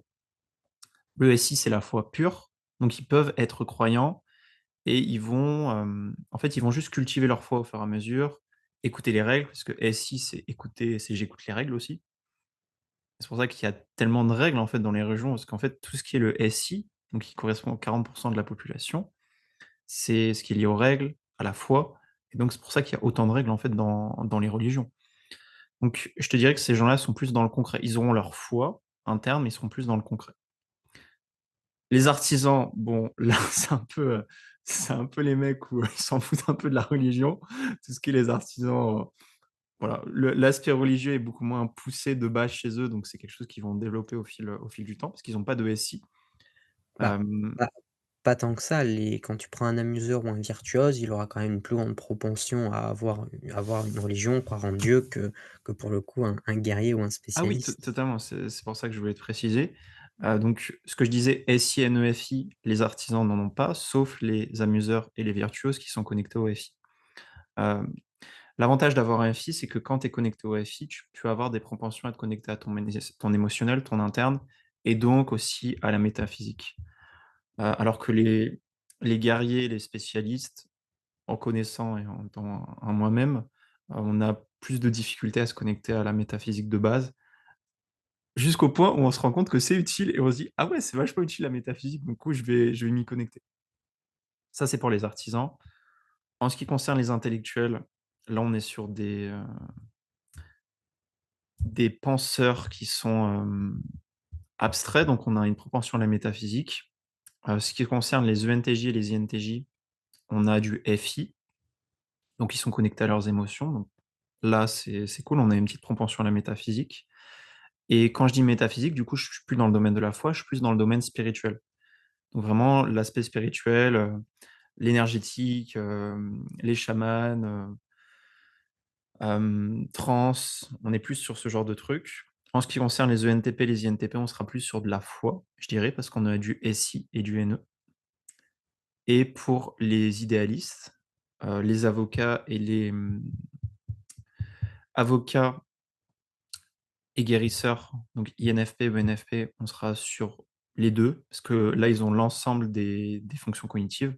SI, NE, FI, donc on a soit des gens qui vont plus partir sur du spirituel, soit sur de du religieux ou les 2 à la fois et j'en connais qui partent sur les 2 à la fois. C'est en mode: «OK, bah, j'ai toutes les fonctions cognitives qui sont liées à l'aspect énergétique donc je prends un peu des 2». Et pour les ENFJ et les INFJ, les mentors et les sages, en connaissant, on sera plus sur des gens qui partiront sur juste du spirituel, du chamanisme. Parce qu'ils ont des SI en inconnus ou démons, donc c'est très, très loin d'eux. Et donc, connaissant une fille qui est une ESFJ, une ENFJ, une mentor, elle est beaucoup plus dans des délires, spirituels, chamaniques, avec des tambours, des trucs comme ça, de groupe, en fait, où il y a vraiment une notion de groupe parce que c'est des utilisateurs de FE qui sont très connectés au groupe, à l'énergie du groupe. Donc on sera plus sur des trucs énergétiques, dans le monde physique avec leur SE.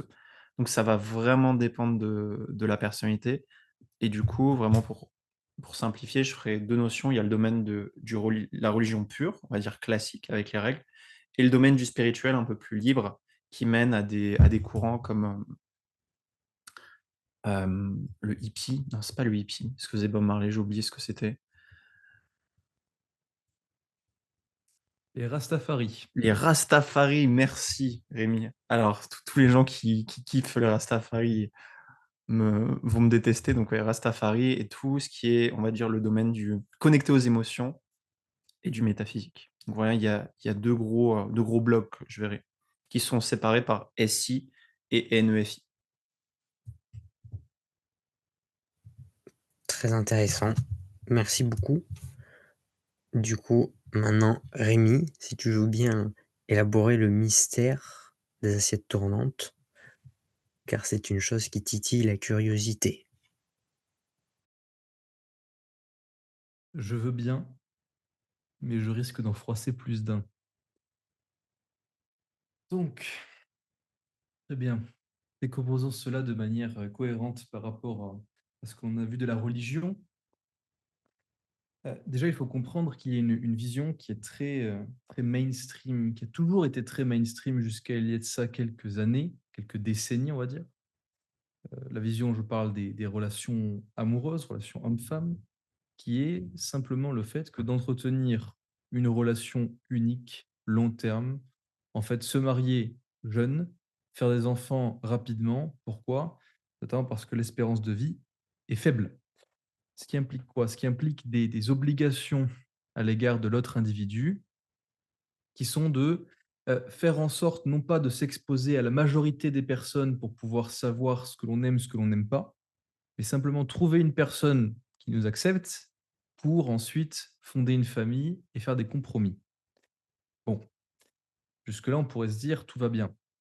Jusqu'au moment où on se rend compte d'une chose, quelque chose qu'on a déjà discuté lors de précédents podcasts, c'est que lorsqu'on est en train de faire ce qu'on appelle en anglais du make do, c'est-à-dire un petit peu MacGyver, on se débrouille avec ce qu'on a, ça implique quoi? Des concessions comme ça implique que les 2 parents qui font des enfants notamment, ont des blessures, ont des traumatismes qui vont s'exprimer régulièrement, notamment au travers potentiellement de styles d'attachement qui vont être, opposés, au travers d'une forme de toxicité qu'ils vont avoir à l'égard de leur partenaire, d'eux-mêmes bien évidemment, mais aussi de leurs enfants.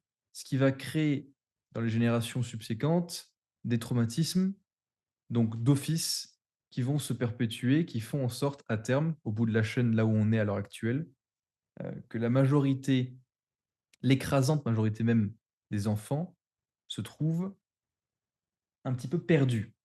Perdus déjà dans le monde physique, alors imaginons ce qu'il en est dans le monde métaphysique. Très compliqué. Donc, une vision qui a été exposée par un certain monsieur qui s'appelle Rollo Tomassi, qui a écrit un livre, une série de livres, 4 livres d'ailleurs, qui s'appelle The Rational Male.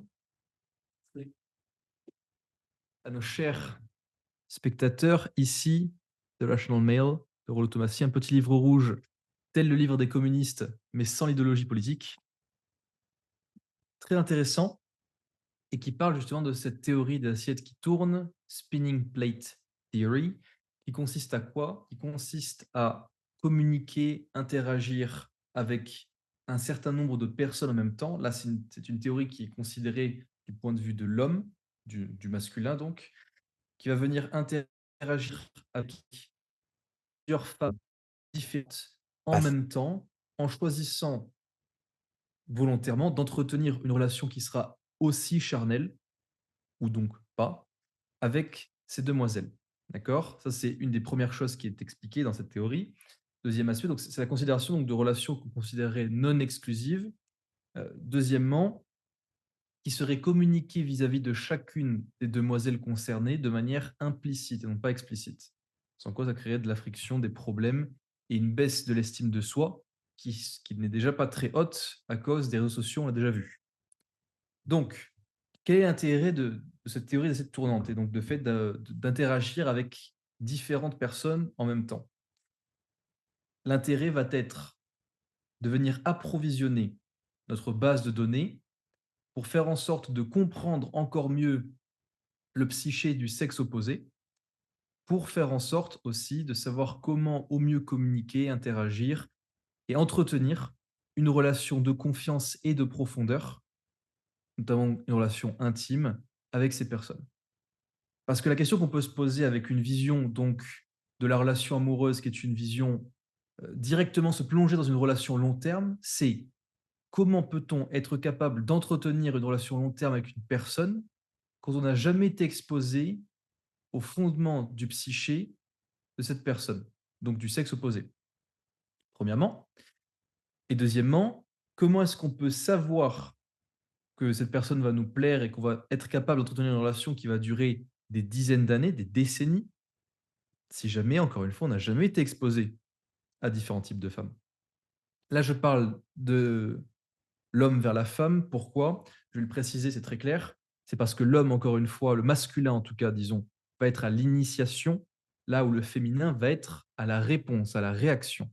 Ce qui veut dire quoi? Ce qui veut dire que le masculin prend la responsabilité que de travailler sur lui en priorité pour faire en sorte, notamment lors de ses interactions avec les différentes demoiselles, de pouvoir leur apporter de la valeur, les aider elles-mêmes à se qualifier pour au final choisir celle qui lui plaira le plus, qui aura le plus de potentiel, notamment pour une relation long terme et donc pour fonder une famille.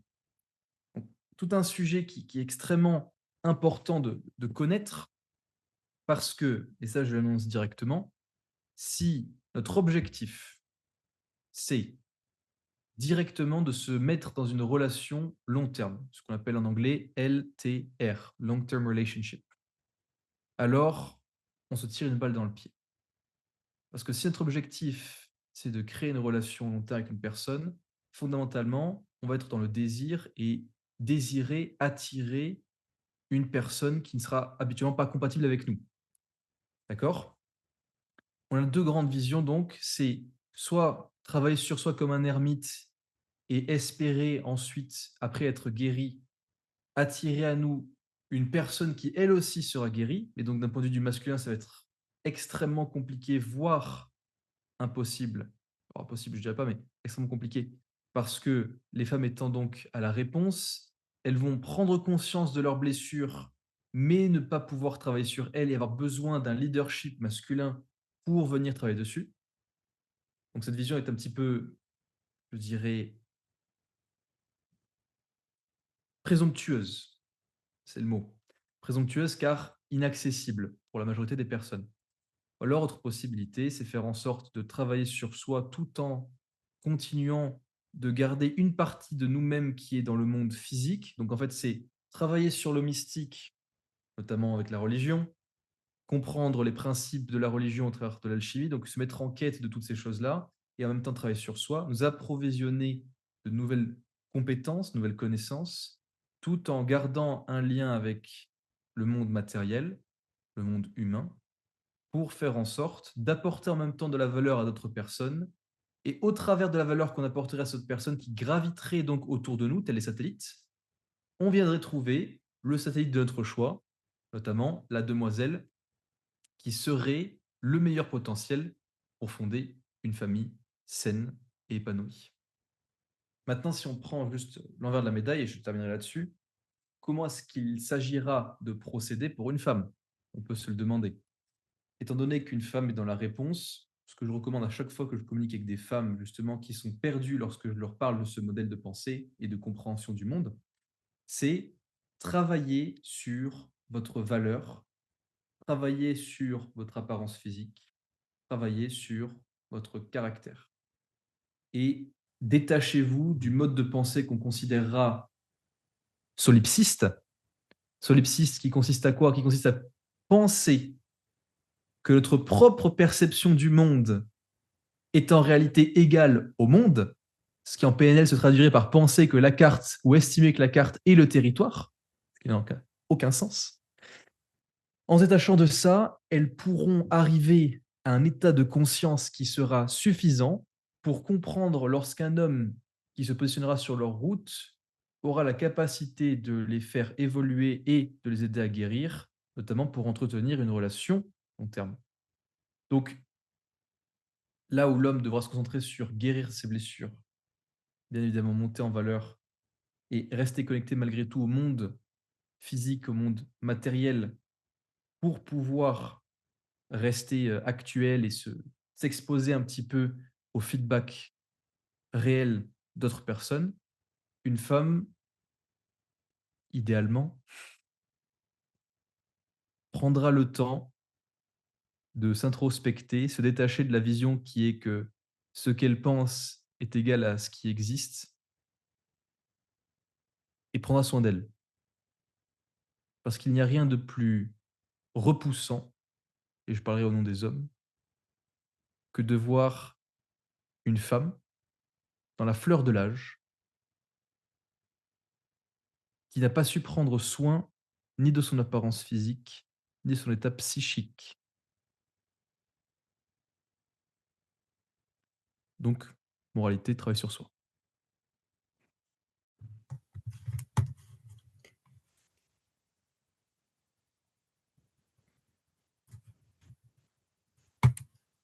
Tu veux dire quelque chose, Romain? Une femme qui a des bas déchirés, par exemple. Merci, Romain. Non, vas-y, après j'aurai quelques questions. Ouais, moi j'ai plusieurs questions. Très intéressante ta théorie, Rémi. J'aurais quelques petites questions à te poser pour éviter les écueils. Premièrement, comment éviter l'aliénation? C'est-à-dire sa propre aliénation et l'aliénation des femmes par rapport, tu parlais de base de données, donc recueillir de l'information, ok. Et du coup, comment tu fais pour éviter de considérer les femmes juste comme des objets avec X paramètres? Et au niveau de ta théorie, ça coupe complètement le côté émotionnel, du coup. Parce que du coup, on est vraiment sur le rationnel, optimisation. Donc comment tu fais pour éviter cet écueil? Parce que bon, l'émotionnel, voilà, si tu te déconnectes trop de ton émotionnel, tu passes trop dans de l'analyse et tu t'aliènes toi-même et les autres aussi, quoi. Et les humains, en fait, avec qui tu es, quoi. Et tu deviens un dangereux psychopathe. Donc comment éviter ça?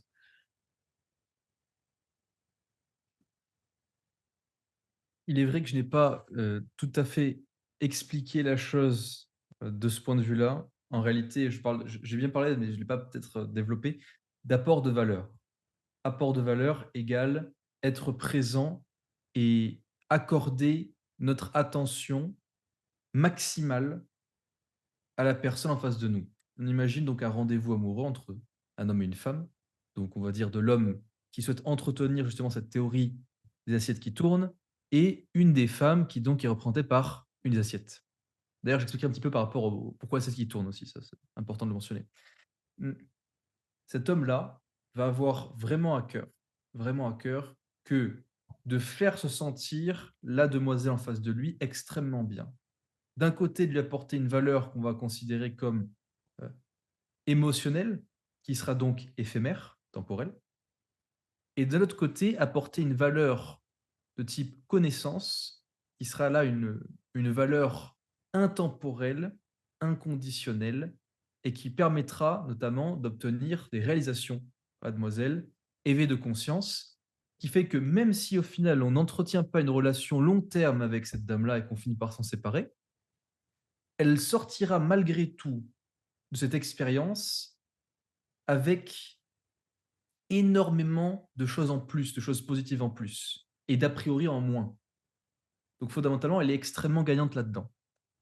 Pour ça, il s'agira donc de toujours, dans chacune interaction qui nous sera donnée d'avoir avec les femmes de ce qu'on appelle la rotation, avoir à cœur leur intérêt, comment elles se sentent et la valeur qu'elles peuvent tirer de nos interactions. Donc ça, c'est par rapport à ce que ça implique d'un point de vue émotionnel. C'est-à-dire on est intimement impliqué émotionnellement, ce qui ne veut pas dire affecté émotionnellement, ce sont deux choses différentes. L'implication émotionnelle, ça implique que on va être investi dans l'interaction et apporter quelque chose à celle-ci, d'accord? Ce qu'on va considérer d'un point de vue rhétorique comme nous allons être émotionnants, donc susciter des émotions chez l'autre personne, mais aussi émotionnés, parce qu'on ressent des émotions en même temps qu'on en prodigue, d'accord? Là où l'affect émotionnel va être ou va dériver généralement de quelque chose qui va nous challenger, un trigger, un interrupteur, par exemple par rapport à des comportements de la personne en face qui pourraient nous déplaire, entre autres, ou alors là, l'affect émotionnel, ça serait vraiment le fait de se dire: «J'ai envie, je la désire, j'ai envie de la ramener chez moi pour, faire des Faire un thé. bêtises». Faire un thé. Oui, lu l'abreuver de mon thé, voilà, on peut dire ça comme ça. Donc l'affect émotionnel et l'implication émotionnelle sont 2 choses très différentes. Ce que je prône avant tout, c'est l'implication émotionnelle et bien loin de l'affect émotionnel, ça c'est sûr. Et pour revenir et finaliser d'expliquer justement la théorie en elle-même des assiettes tournantes, pourquoi assiette qui tourne? Imaginez-vous un jongleur qui jongle avec des assiettes, il a des petites baguettes comme ça, au bout desquelles se situent des assiettes, d'accord? Au moment où il amène il amène la rotation des assiettes, ça va lui demander initialement un effort conséquent pour pouvoir faire tourner les assiettes. Donc au début de ce de il y a besoin de créer le momentum en fait, vous voyez? Mais une fois que le momentum est créé, il y a ce qu'on appelle l'inertie qui fait que les assiettes fondamentalement vont tourner plus ou moins d'elles-mêmes et nécessiter que très peu d'apport d'énergie pour continuer la rotation. Ce qui veut dire quoi donc d'un point de vue des relations homme-femme? Ce qui veut dire que l'homme ici va devoir, apporter, je dirais, ou investir beaucoup d'énergie au départ et beaucoup moins ensuite parce que la valeur qu'il aura apportée sera tellement incommensurable qu'elle viendra justifier le fait que derrière, il ait moins besoin d'investir d'énergie et qu'il y ait un retour énergétique de la part de l'autre personne par principe de réciprocité. J'ai une autre question à te poser, Rémi.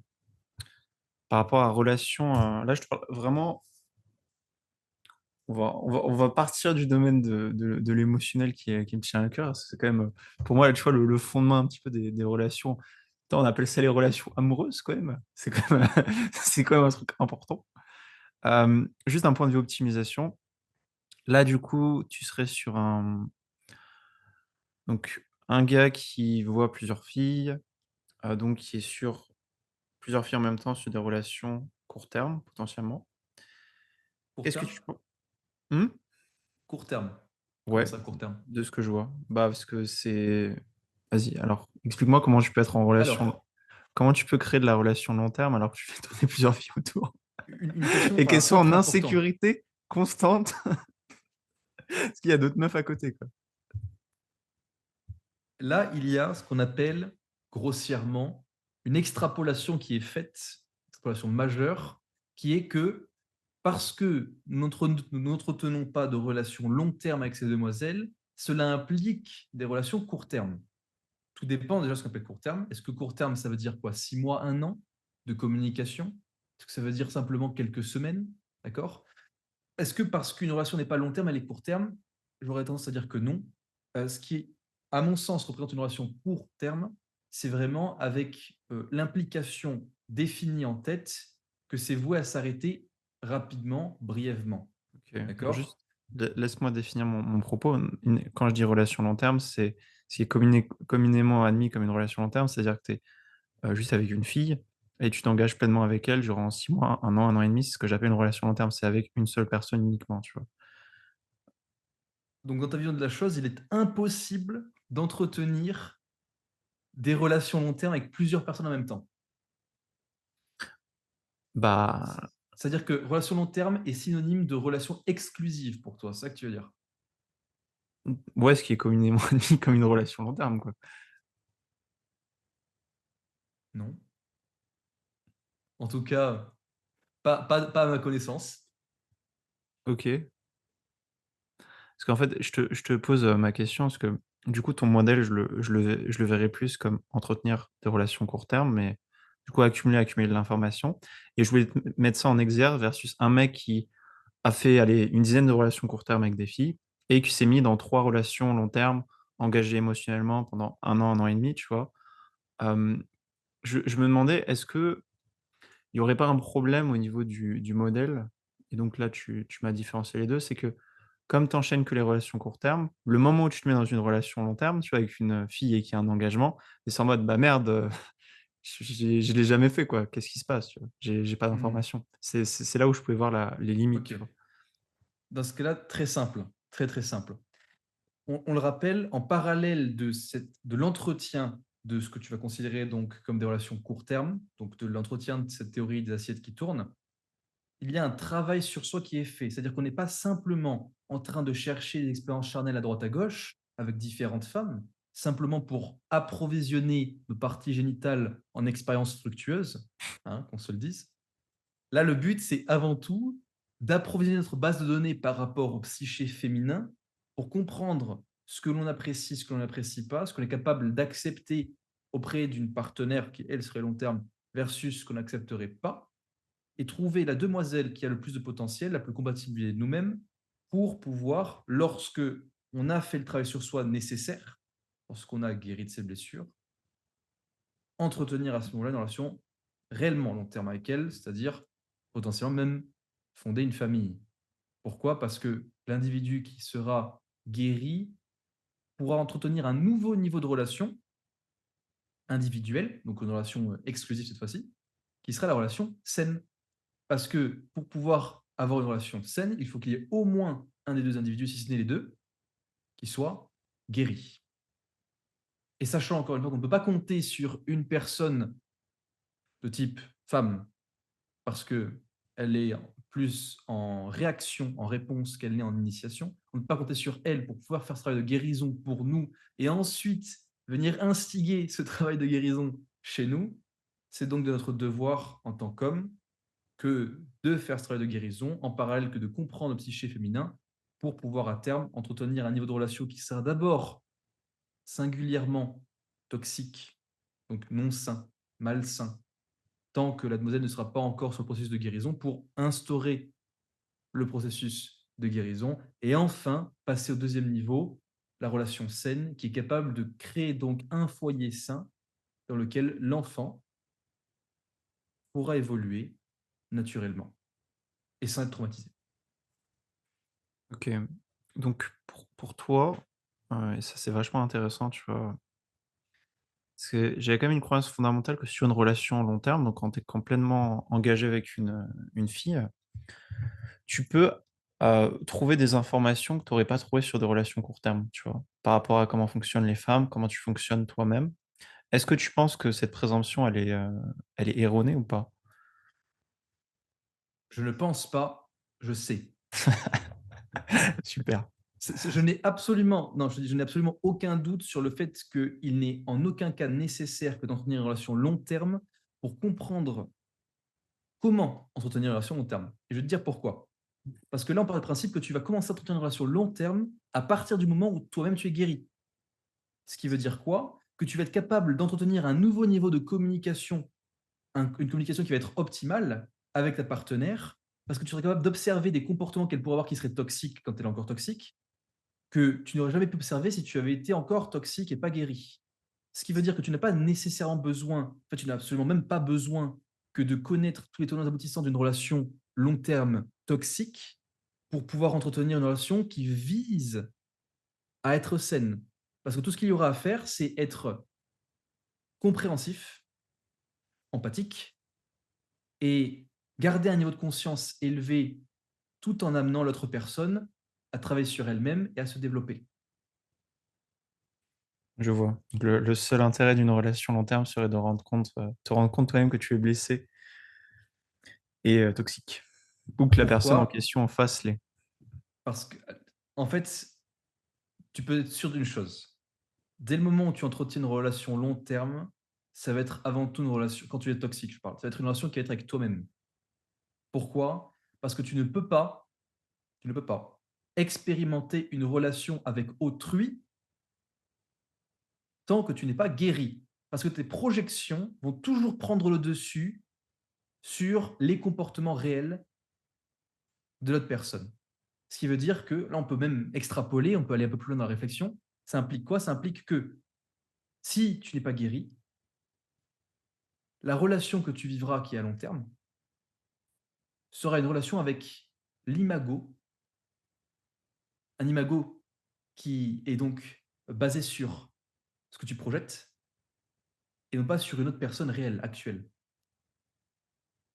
Donc en fait, on a un petit peu, voilà, on pourrait dire grossièrement que c'est la schizophrénie, quoi. Qu'est-ce que l'imago, Rémi? L'imago ici, c'est la projection de ce que tu considères être. Non, c'est pas. Non, on va reformuler peut-être plus comme ça. Ici, Une l'imago, projection de c'est. l'autre personne, c'est ça? Tu projettes l'autre personne à travers toi, à travers tes espérances, toutes ces choses, c'est ça? Oui, oui, c'est ça. C'est ça. Ok, ouais. Alors, d'ailleurs, il y a certains archétypes qui ont plus tendance à le faire. Voilà, donc faites attention. Si vous êtes un stratège, faites attention. Notamment une stratège Alors, fille. ça, j'aurais. En fait, non. Je vais formuler ce que tu vas dire et tu me dis si ça te paraît correct ou pas. Certains archétypes ont plus tendance à le faire de manière ouverte, directe, explicite. En tout cas, c'est beaucoup plus visible. Mais en réalité, tous les archétypes le font. Tout le monde le fait. Tant qu'il n'y a pas un des deux individus qui est guéri. Tout simplement. Oui, tout le monde le fait, c'est juste qu'il y en a qui ont tendance à le faire beaucoup plus de manière forte. Et Ok. je parlais des INTG parce que je suis tombé sur une analyse de personnalité d'une INTJ qui avait tué son mec. Parce que juste, elle avait projeté une image de lui, elle l'a projeté à fond, il est sorti cette image, elle l'a buté parce qu'il était plus dans l'image. Donc c'est pour ça que je mettais Alors, un petit truc t'en fais pas Robin, peut-être, je parle des filles. non, mais j'en veux pas, peut-être ajouter un léger bémol, dans le sens où cette personne souffrait Ah oui, peut-être un peu évidemment, d'une certaine évidemment, petite pathologie, hein? évidemment, je parle de projection, pour, juste pour rappel, et pour pas faire d'écueil, c'est bien que tu parles de ça, Romain. Les archétypes qui ont plus tendance à être de dangereux psychopathes, à tuer les gens, ce n'est pas un archétype particulier. Donc, les INTJ ne sont pas les dangereux psychopathes, non. C'est les 16 archétypes de personnalité et c'est notamment un focus qu'on appelle focus inconscient sous-développé, qui correspond en général une enfance qu'on peut qualifier de pas cool, du style: «Je me suis fait battre, je me suis fait violer, mon père est alcoolique», j'ai eu une enfance horrible, ce qui amène à des troubles, du comportement parce que bon, l'être n'est pas aimé donc n'aime pas les autres eux-mêmes et c'est souvent des personnes qui ont une énergie qui est en lien avec le désespoir, la dépression, toutes ces choses-là. Donc c'est souvent ces archétypes-là qui ont, tendance à passer à l'acte, à vriller psychologiquement et donc cette INTJ, fille en question était focus, inconscient, sous-développé, parce qu'elle avait une enfance assez difficile. Alors peut-être, dis-moi Yann si je me trompe, mais pour préciser un peu ton propos, c'est pas parce qu'on est c'est pas le fait d'avoir une enfance difficile qui fait qu'on va être un dangereux psychopathe, mais la conséquence de l'enfance difficile qui nous renvoie en inconscient sous-développé et que par la suite, on n'arrive pas à passer en subconscient ou en ego. C'est-à-dire qu'on est dans la mauvaise partie de son cerveau à cause de l'enfance et que c'est pas juste, enfance psychopathie, quoi. Ouais, c'est ça en fait le développement pour rappel, donc ça c'est un cours poussé, vous avez 4 côtés dans votre cerveau, donc vous avez votre ego. À chaque fois que je parle de ISTJ, ESFJ, ISFJ ou ENFP, je parle de l'ego et vous avez 4 parties tous dans votre cerveau. C'est pour ça que à chaque fois qu'on vous pose la fameuse question: «Est-ce que tu es introverti? Est-ce que tu es extraverti?» À moins que vous soyez un méga extraverti ou un méga introverti, vous dites: «Je sais pas». C'est normal que tu sais pas parce qu'en fait, tu as un côté extraverti, un côté introverti dans ton cerveau. Donc, vous avez 4 côtés dans votre cerveau et les personnes, suivant votre enfance, vous allez avoir votre subconscient qui va plus se développer ou plus votre inconscient. Si vous avez une enfance qu'on peut qualifier de très difficile, comme, j'ai pu la citer, votre inconscient va être sous-développé, c'est-à-dire vos fonctions cognitives n'auront pas assez maturé, il va être sous-développé et vous allez être focus dessus. Et là, votre seul moyen de vous en sortir, c'est de vous focus sur votre subconscient. Donc, ça va passer par différents types d'activités, suivant votre archétype. Bon, vous allez avoir une énergie beaucoup plus liée à l'espoir, alors que vous êtes dans le désespoir. Donc vous allez aller vers l'opposé et si vous ne le faites pas, vous allez rester comme ça et ça peut mener, bah, forcément à du suicide, ou bah, justement des comportements, qui vont vous amener droit à faire, des bêtises en prison, ou à tuer des gens. Voilà, donc si vous êtes dans ce genre de pattern et je connais des gens que j'ai typés qui sont dans ce genre de pattern, il faut que vous trouviez une énergie qui est liée à l'espoir, l'espérance, le fait de travailler sur vous et ça réclame de l'effort parce que naturellement, vous êtes focus sur votre inconscient. Il est sous-développé, donc vous allez tout le temps revenir vers ça. Il faut que vous fassiez faire un effort, de votre côté, tout le temps, continuel, pour passer sur le subconscient. Plus le temps avance, plus ça deviendra facile, mais naturellement, vous allez retourner, dans quelque chose qui est vraiment pas bon pour vous. Il faut que vous fassiez ce focus sur le subconscient. Attention, ceci n'est pas une recommandation médicale. Si vous souffrez d'une quelconque pathologie, veillez à avoir recours à des conseils médicaux. Mais faites-le quand même. On leur dit quelque chose En de en plus. particulier, Vas-y, je t'en prie. expérience, Ouais. notamment avec les femmes qui disposent de pathologies de type euh, le trouble de la personnalité borderline, Mmh. trouble de la personnalité bipolaire, schizophrénie affective, ce genre de choses. Ce que je me suis rendu compte, c'est que dès le moment où la personne est mise sous antidépresseur, on vient atténuer son ressenti, sa connexion aux émotions. Ce qui veut dire que fondamentalement, après ça, elle ne pourra plus euh, vivre, entre guillemets, sans ces antidépresseurs, ça va être extrêmement, extrêmement compliqué. Parce qu'on vient, en fait, c'est comme si on vient baisser le volume sur une radio qui grésille. Là, ce que j'ai remarqué, moi, chez une demoiselle que j'avais observée de près, pour faire en sorte de comprendre ce qui se cachait par là, c'est Une que des assiettes tournantes. non, non, non, Une assiette, endiablée. non, non, non. C'est ce que j'ai compris par là, c'est qu'il était absolument et fondamentalement impossible que de l'aider au travers d'une voie qu'on pourrait considérer orthodoxe, c'est-à-dire psychologue, psychiatre, psychanalyste, parce qu'elle n'était pas disposée à émettre un quelconque effort que ce soit, parce que n'importe quel effort qu'elle aurait mis en place, elle m'en parlait d'elle-même, l'amènerait donc, sachant que, moi, qu'elle a un plateau, l'amènerait plus bas que ce plateau qu'elle considérait déjà être le plus bas qu'elle puisse atteindre, dont elle ne se relèverait pas parce que déjà en étant au plateau auquel elle était, par plusieurs fois, elle attendait de se suicider. Donc, qu'est-ce que ce serait si elle descendait encore d'un plateau, même si c'est pour monter ensuite? C'est-à-dire que ce serait inconcevable pour elle, ce qui impliquerait donc une mort inéluctable et directe. Et donc, la théorie que j'ai émise à ce sujet, qu'elle a commencé à expérimenter, pour le coup, et qui a porté des résultats intéressants, pas 100% concluants, mais intéressants, c'est croire. C'est donc la religion.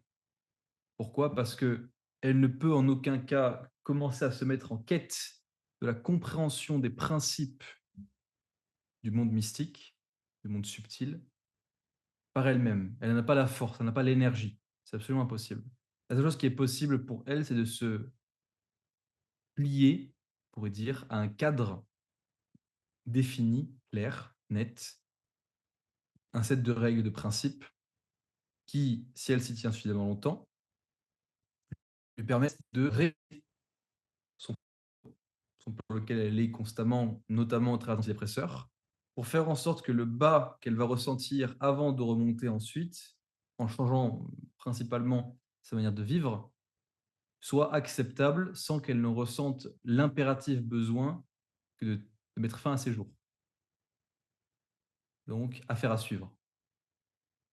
Ouais, Sinon, il y a, je dis une petite parenthèse, et là, c'est vraiment, c'est une petite parenthèse. Ceci n'est pas une recommandation médicale, en aucun cas, mais une théorie que j'ai émise comme ça, peut-être farfelue, très farfelue même peut-être, pour faire en sorte potentiellement de traiter ce genre de pathologie. Je ne suis pas le seul à l'avoir émise, et elle a été pratiquée sur certaines personnes souffrant de syndrome de stress post-traumatique.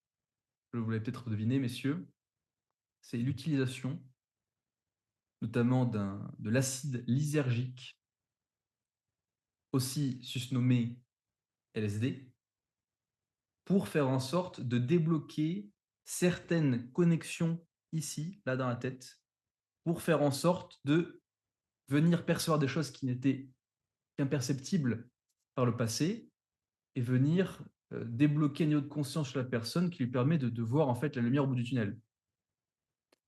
Euh, il y a des expérimentations qui ont été faites à ce sujet qui ont porté leurs fruits pour le coup. Je n'ai pas les sources sur moi, mais ça peut être intéressant de les consulter. Et j'allais juste rajouter, pour revenir un peu sur le sujet initial, le sujet de la foi. C'est vrai que pour tout ce qui est réponse à une situation difficile où il n'y a plus aucun chemin qui est possible, c'est-à-dire que vous êtes passé dans tous les côtés de votre cerveau, vous avez essayé toutes les choses imaginables et vous êtes down, mort, vous pouvez plus rien faire, quand vous pouvez plus utiliser vos fonctions cognitives, ce qui revient au galop souvent, c'est la foi. Parce qu'en fait, c'est entre guillemets le truc le plus, c'est inscrit dans le patrimoine, que vous soyez croyant ou pas, c'est quand même inscrit dans votre patrimoine, dans votre génétique. Vos ancêtres ont été croyants et donc ça revient naturellement. Donc c'est vrai que c'est pas déconnant ce que tu dis, Rémi, que quelqu'un qui est vraiment au fond du trou et qui suit, potentiellement un psychologue, un psychiatre et qui aurait besoin de sûrement d'autres choses en plus de ça pour aller mieux, ce serait de repartir sur la foi, sur une croyance interne, en quelque chose. Parce que du coup, quelqu'un qui est, dans ces états-là n'a plus de foi en lui-même et donc il faut quand même que cette fonction foi, il l'utilise et donc bah, partir sur la religion, ça peut être, très intéressant pour aider ces gens à repartir sur un seuil de départ et que surtout, ce que je vois et au niveau des patterns que je vois avec ces gens-là, et c'est pour ça que la dépression, c'est aussi galère, d'en sortir, c'est que du coup, on n'a plus de volonté et on n'a plus de volonté d'agir pour aller mieux. Et on est dans un cercle vicieux et donc la foi, c'est vraiment le petit truc qui permet, voilà, pendant 30 secondes, je crois en un truc supérieur qui peut m'aider. C'est un peu la pensée magique, en fait, la foi. C'est pour ça qu'on appelle ça la foi, c'est la pensée magique et c'est ce qui peut nous permettre de sortir d'événements difficiles après de rebâtir, de rebâtir de la force intérieure pour aller mieux. Sachant que ça, c'est une petite parenthèse, c'est quelque chose que j'ai compris par déduction, parce que j'appliquais sur elle des techniques, on va dire, de dispute. On va disputer les croyances limitantes dans un type de thérapie qui s'appelle la thérapie REB, enfin REBT du coup, Rational Emotive Behavioral Therapy, qui est celle que j'ai apprise, qui est considérée comme une thérapie de troisième vague, qui ne fonctionnait que pas du tout, en fait, sur elle. Et à tel point que lorsque je lui ai demandé, ça c'est vraiment fou, écoutez bien ça, je lui ai demandé de visualiser le temps d'un instant, comment elle se sentirait si sa dépression disparaissait, qu'elle se sentait bien et qu'elle pouvait faire ce qu'elle voulait dans le monde. Elle avait l'argent, elle fait ce qu'elle veut. Sa réponse a été: «Je n'en ai absolument aucune idée, c'est inconcevable pour moi». Donc je me suis dit: «Bon, très bien, par les voies, qu'on pourrait considérer classiques, rien ne peut l'aider». Parce qu'en plus de ça, elle n'avait pas et c'est ça qui était fou, elle n'avait pas de traumatisme profond. Elle n'a pas eu d'enfance, difficile, en tout cas catégorisée comme difficile, non, non. C'est-à-dire que ses parents ont eu un divorce qui l'a affectée, certes, mais il n'y a pas eu se faire fracasser, de viol, de brutalité qui habituellement sont associées justement à ce genre de pathologie. Donc un cas assez, particulier. Pour avoir un peu étudié, le cas des, psychiatres, psychologues, psychanalystes, encore une fois, aucune recommandation médicale n'est faite dans ce podcast, ni financière. Consultez des professionnels et des experts et bien entendu, la majorité ne représente pas l'individu. À l'échelle individuelle, il y a des psychologues, des psychiatres et des psychanalystes qui sont excellents, qui sont très bons et qui font un travail incroyable. Mais on va dire dans la globalité, ça ne va pas être des personnes qui vont écouter, questionner et comprendre, déjà, essayer de comprendre, puis réussir à comprendre le monde intérieur de la personne, qui demande, au-delà de la formation, énormément de connaissances, de cas pratiques et bien heureux est celui qui pourrait comprendre le monde intérieur de tout un chacun, mais qui vont se contenter de remplir un questionnaire en fonction de certains symptômes pour établir un diagnostic précréé et donc une conséquence précréée qui va être certains médicaments, certains dépresseurs, certaines thérapies, et cetera. Donc comment peut-on, sur quelque chose d'aussi complexe que la psyché qui régit à la fois notre identité, nos croyances, notre histoire, nos énergies, nos archétypes et nos émotions, réussir à s'en libérer sans aller dans le détail et dans la subjectivité précise de l'individu? C'est-à-dire que c'est quelque chose d'extérieur qui veut être imposé au monde intérieur, comme un rond dans un carré. Là où à l'inverse, la religion et de manière globale, les mythes et les mythologies vont fournir un panel énorme, d'outils de référence que l'individu va prendre comme s'il allait faire son marché. Donc il va prendre la référence dont il aura besoin, dont il sentira le besoin au moment qui lui correspond le plus, pour qu'il puisse la plugger sur son monde intérieur et donc ça donnera une expérience qui sera bien plus précise et donc à partir de là, pouvoir augmenter ses chances s'il n'a pas de pathologie ou très peu ou des petites névroses, en guérir et s'il en a des grosses, augmenter ses chances de s'en débarrasser. D'où la subtilité de l'extérieur vers l'intérieur, que serait la psychiatrie actuelle versus l'intérieur, vers l'extérieur, en allant piocher des références internes. C'est la petite aparté qui correspondrait bien avec l'état actuel du marché, de la guérison psychologique et psychique. Ouais, mais c'est vachement intéressant ce que tu dis, parce que j'en parlais dans la vidéo que j'ai mis en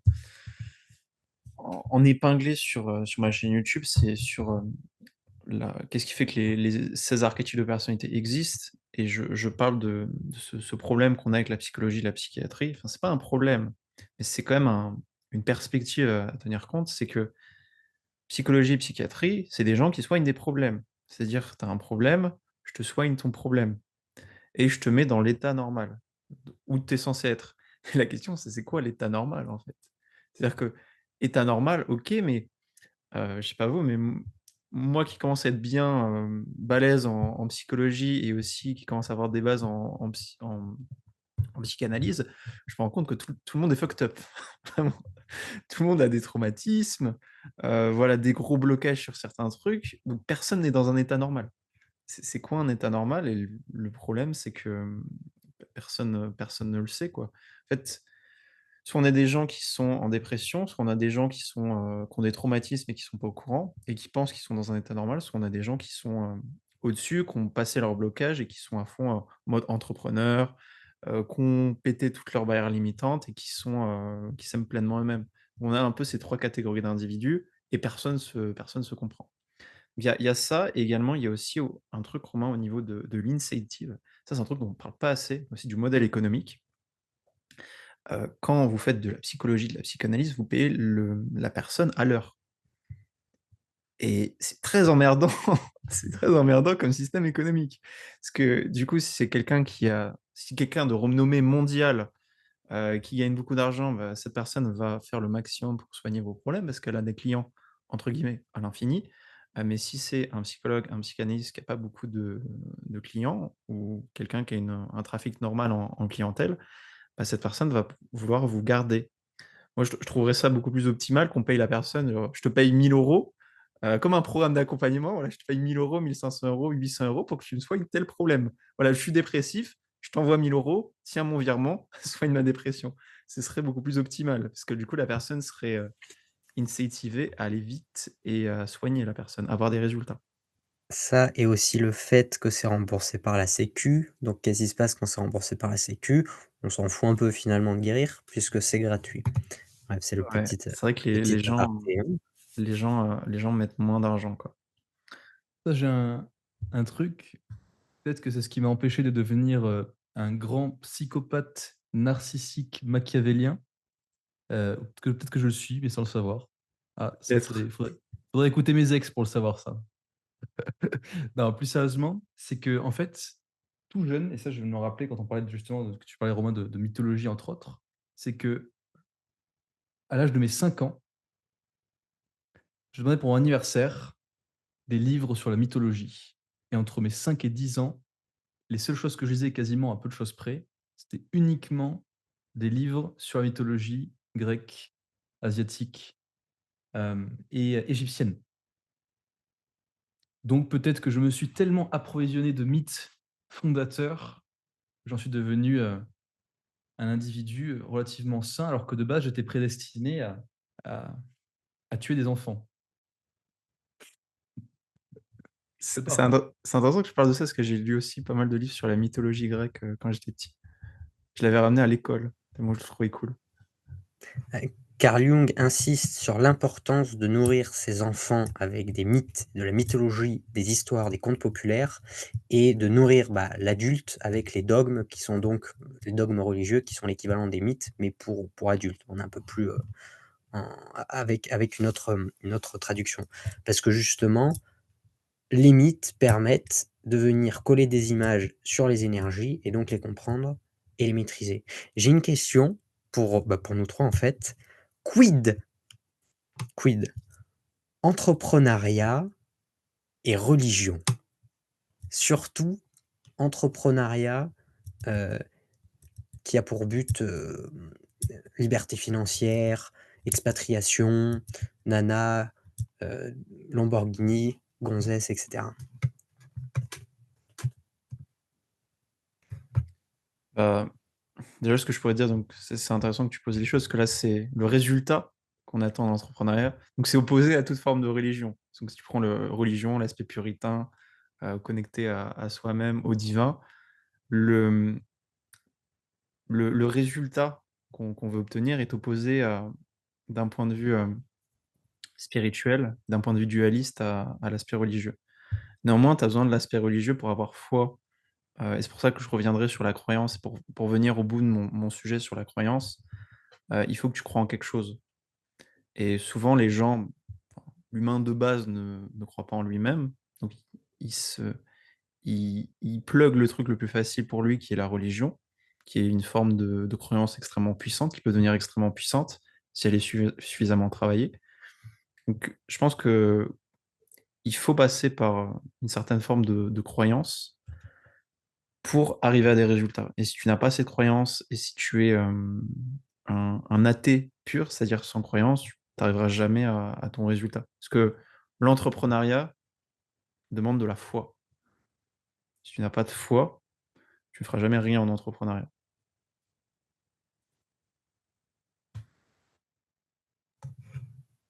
Intéressant.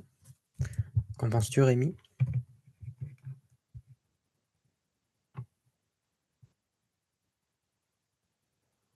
Il y a un pourcentage non négligeable des entrepreneurs qui entreprennent non pas pour apporter de la valeur, mais pour en prendre, notamment pour faire de l'argent. Lorsque l'argent est au cœur de notre business, alors on est voué à être éternellement insatisfait. Et nombre d'individus qui ne jurent que par l'argent finiront, bon, déjà étant mécréants, mais finiront destitués. Destitués de la chose qui est la plus importante, qui en réalité est l'épanouissement. L'épanouissement, qu'est-ce qu'on pourrait considérer comme épanouissement? C'est l'alignement d'un individu, corps et âme, dans le monde matériel et le monde spirituel. Ça, l'épanouissement. Et donc, un individu qui fait de sa quête principale une quête d'argent, qui court après l'argent littéralement, c'est un individu qui se verra refuser cet épanouissement, cet alignement dans le point de vue spirituel. Parce qu'il n'y a rien de plus éloigné de la spiritualité que l'argent, en réalité. Donc, c'est ce que, quand je parle avec des entrepreneurs généralement, c'est venir réaffirmer le fait que l'argent est à peine un moyen d'accomplir plus et de toucher plus de personnes, mais que c'est en aucun cas un but et encore moins quelque chose qui nous permet de nous épanouir. Mais peu le comprennent. Intéressant. C'est intéressant. Pour ma part, je pense que forcément, il existe, surtout chez les hommes, cette pulsion d'aller chercher la calorie. Donc, dans un premier temps, une certaine époque, aller chasser, puis avoir un métier, etc. Et qu'à l'heure actuelle, l'entrepreneuriat au sens créer une entreprise, résoudre un problème et se faire payer pour, n'est qu'une manière de répondre à cette pulsion. Mais qu'il faut se poser la question, pourquoi est-ce que je veux me lancer dans l'entrepreneuriat? Est-ce que c'est pour répondre à cette pulsion naturelle? Ou bien est-ce que c'est pour la sécurité, l'argent, donc parce que j'ai peur? Auquel cas, c'est parce que l'entrepreneuriat, ce n'est pas ce que je recherche, mais ce que je recherche, c'est à ne plus avoir peur. Ou bien encore, troisième possibilité, la liberté, car je crois que je ne suis pas libre. Et donc, dans ce cas-là, pareil, est-ce que ce que je recherche, c'est l'entrepreneuriat, monter une entreprise, avoir des clients, les aider, etc. ou me sentir enfin libre? Voilà, c'est mon, c'est mon analyse et ma réponse à la dite question. Ce que je pourrais rajouter, c'est que tout ce que tu as dit, Romain, ça fait toujours référence aux autres, en fait. Mm. Si tu étais tout seul, tu te poserais pas ce genre de questions. Et aussi par rapport à l'aspect, tu revenais à l'aspect chasseur-cueilleur. Donc là, on essaie sur, une comparaison et ça revient de la survie, tu vois? Parce qu'on est, dans l'ancien temps, OK, on a un arc, des flèches, un javelot, on est 100 dans une tribu, bon, faut gérer. Maintenant, l'aspect survie est beaucoup moins présent vu, les sociétés dans lesquelles on vit et on est vraiment dans des sociétés très, orientées sur l'ego. Donc il faut faire très attention à ce référentiel à qu'est-ce qu'on prend comme référentiel de valeur et c'est Rémi qui a initié le sujet il y a quelques jours et le challenge, c'est que on peut avoir tendance à se définir un référentiel de valeur, comme par exemple l'argent, qui est pour les entrepreneurs le référentiel de valeur principale, et à considérer en fait que ce référentiel est naturel, alors que pas du tout. Le côté, par exemple, par rapport aux Américains, et alors je me rappelle plus c'est dans quel film, où il disait que pour réussir, il fallait de l'argent, après tu obtenais le pouvoir, après tu obtenais les femmes. Si vous avez la référence, c'est que c'est que du faux, en fait. En fait, pour obtenir donc un résultat spécifique, les femmes qui te permettent d'obtenir le bonheur, il faut l'argent, il faut du pouvoir, et cette chose-là n'est que en comparaison quand tu te mets tout le temps en comparaison avec les autres, et ça peut mener à une aliénation de l'individu, t'aliéner toi-même comme un con parce que tu as mis le mauvais référentiel de valeur. Plutôt que privilégier ton épanouissement personnel, tu es en comparaison tout le temps avec les autres. Donc il faut faire extrêmement attention à ça, et les personnes les plus sujettes à ça sont les entrepreneurs, qui mettent en référentiel de valeur principale l'argent qui, comme le disait Rémi, l'argent, clé du monde matériel qui est opposé au monde spirituel. Amen. J'aurais une dernière question. Enfin, ouais. Est-ce que tout simplement vous auriez, comme pour notre podcast précédent, une ressource chacun à conseiller, donc une ressource qui a un lien avec le podcast ou de manière plus globale. Donc, Rémi. The Rational Male, ça c'est le premier volume, il y en a 4. Et oh, étrangement, le 4e volume est sur la religion. Bizarre ça. Coïncidence? Je ne pense pas. Donc voilà. Ce sont des livres qui sont, à ma connaissance, uniquement en anglais, ce qui pourrait être un problème. C'est pour ça que je le recommande qu'à très peu de personnes, parce que ça demande un niveau de compréhension de l'anglais qui est très élevé, ce qui rajoute une barrière supplémentaire. C'est pour ça que je m'efforce, notamment dans mes vidéos sur ma chaîne YouTube, de venir expliquer tout ça en français. Expliquer tout le contenu de ces livres qui sont absolument phénoménaux pour comprendre la psychologie comportementale dans les relations hommes-femmes, de manière claire, nette, précise, en venant le comprendre à l'échelle d'une société, notamment une société occidentale. Voilà. C'est un auteur de quelle, enfin, si tu sais de quelle époque? Alors, il a en fait, de base, les livres qu'il a écrits sont en fait l'agglutinement de maintes et maintes articles de blog qu'il a écrit sur son propre blog entre l'an 2000, 2002 et 2003, il a commencé, pour ce premier livre jusqu'à 2011-2012. Donc 10 ans d'articles de blog qui ont créé un livre. Et après, les autres livres, les livres suivants, c'était d'autres encore articles de blog, etc., plus des choses qu'il a ajoutées, parce que ça fait littéralement 25 ans que le monsieur écrit des articles de blog à ce sujet, notamment dans la manosphère, la communauté des hommes dans les relations hommes-femmes. Et il a étudié la psychologie comportementale. Et pour la petite histoire, lorsqu'il est venu mettre en lumière auprès de sa professeure dans un cours de psychologie comportementale, justement, à quel point est-ce que dans les relations hommes-femmes, il y avait ces choses-là qui étaient présentes, mais qui n'étaient en aucun cas discutées justement dans ces cours, la professeure, qui était une femme, l'a quasiment insulté et a menacé de le virer. Étrange. Ça doit fonctionner vachement bien là. En ce qui concerne le livre, tu m'as fait penser à un livre à travers tout ce qu'on a discuté, un livre qui est initialement destiné aux entrepreneurs, mais qui peut être destiné à tous.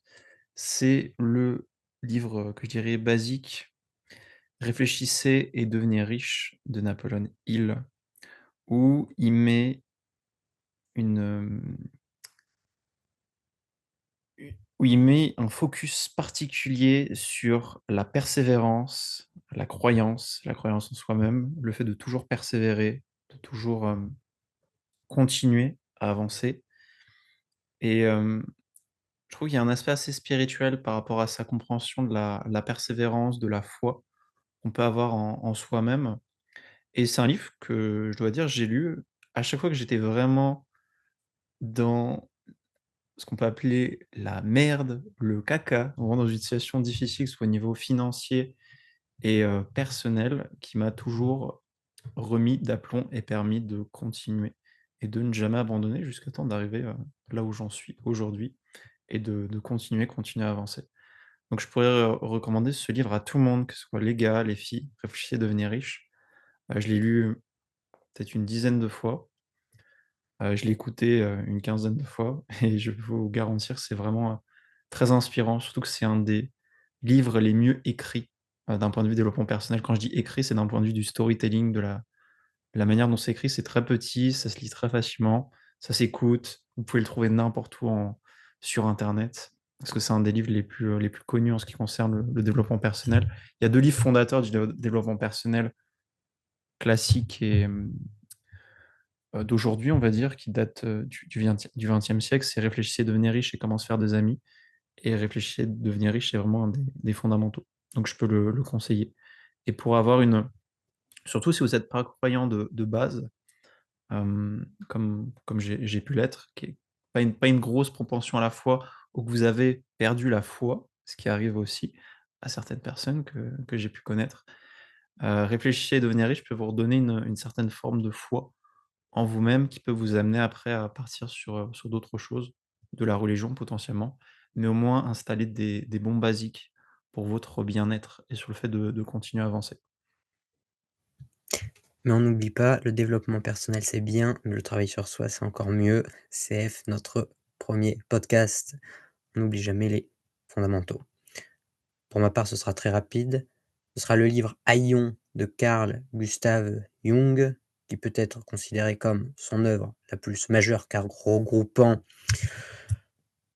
le plus de sa connaissance, car il l'a fait quand il était vieux.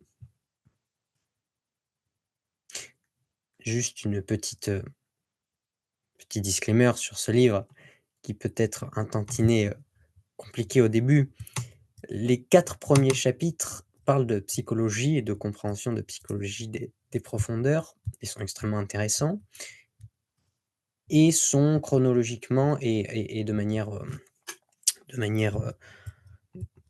de plus en plus compliqués. C'est-à-dire que le chapitre 2 sera plus compliqué que le 3, que le 4, et cetera, dans la lecture, dans le nombre de références qu'il va mettre en place, dans la tournure des phrases. Mais vous pouvez le supporter. Arrivé au 5e chapitre, c'est le gros bordel. Ça va être une sorte de contenu extrêmement brumeux, dont on ne comprend ni les tenants, ni les aboutissants, ni le pourquoi, ni le comment, avec une quantité de références énormes dont absolument plus personne n'a la connaissance, et vous allez vouloir abandonner. Si vous continuez et que vous persévérez dans le chapitre de votre, dans la lecture de votre chapitre 5, vous allez arriver au chapitre 6. Vous n'aurez rien compris et rien retenu du 5, mais c'est pas grave. Le 6 sera encore pire et vous voudrez abandonner, surtout qu'il est long.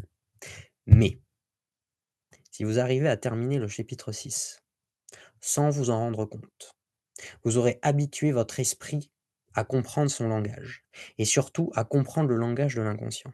Et à partir du chapitre 7, vous allez avoir une compréhension globale, vivante, de l'inconscient, des mécanismes psychiques qui ne seront qu'une base. Vous ne serez pas un expert, ça ne sera que les bases, qui vont vous permettre réellement d'intégrer la suite du bouquin pour le finir. Et une fois fini, de le relire, de réellement le comprendre, de réellement l'intégrer, et alors uniquement de pouvoir dire que vous ne connaissez rien au sujet. Mais tant que la chose n'a pas été faite, il n'est même pas envisageable de penser de faire autre chose. Voilà pour Aion, avec le disclaimer qui convient.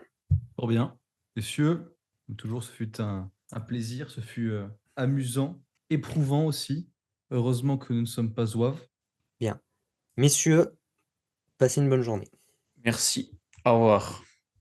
Ciao.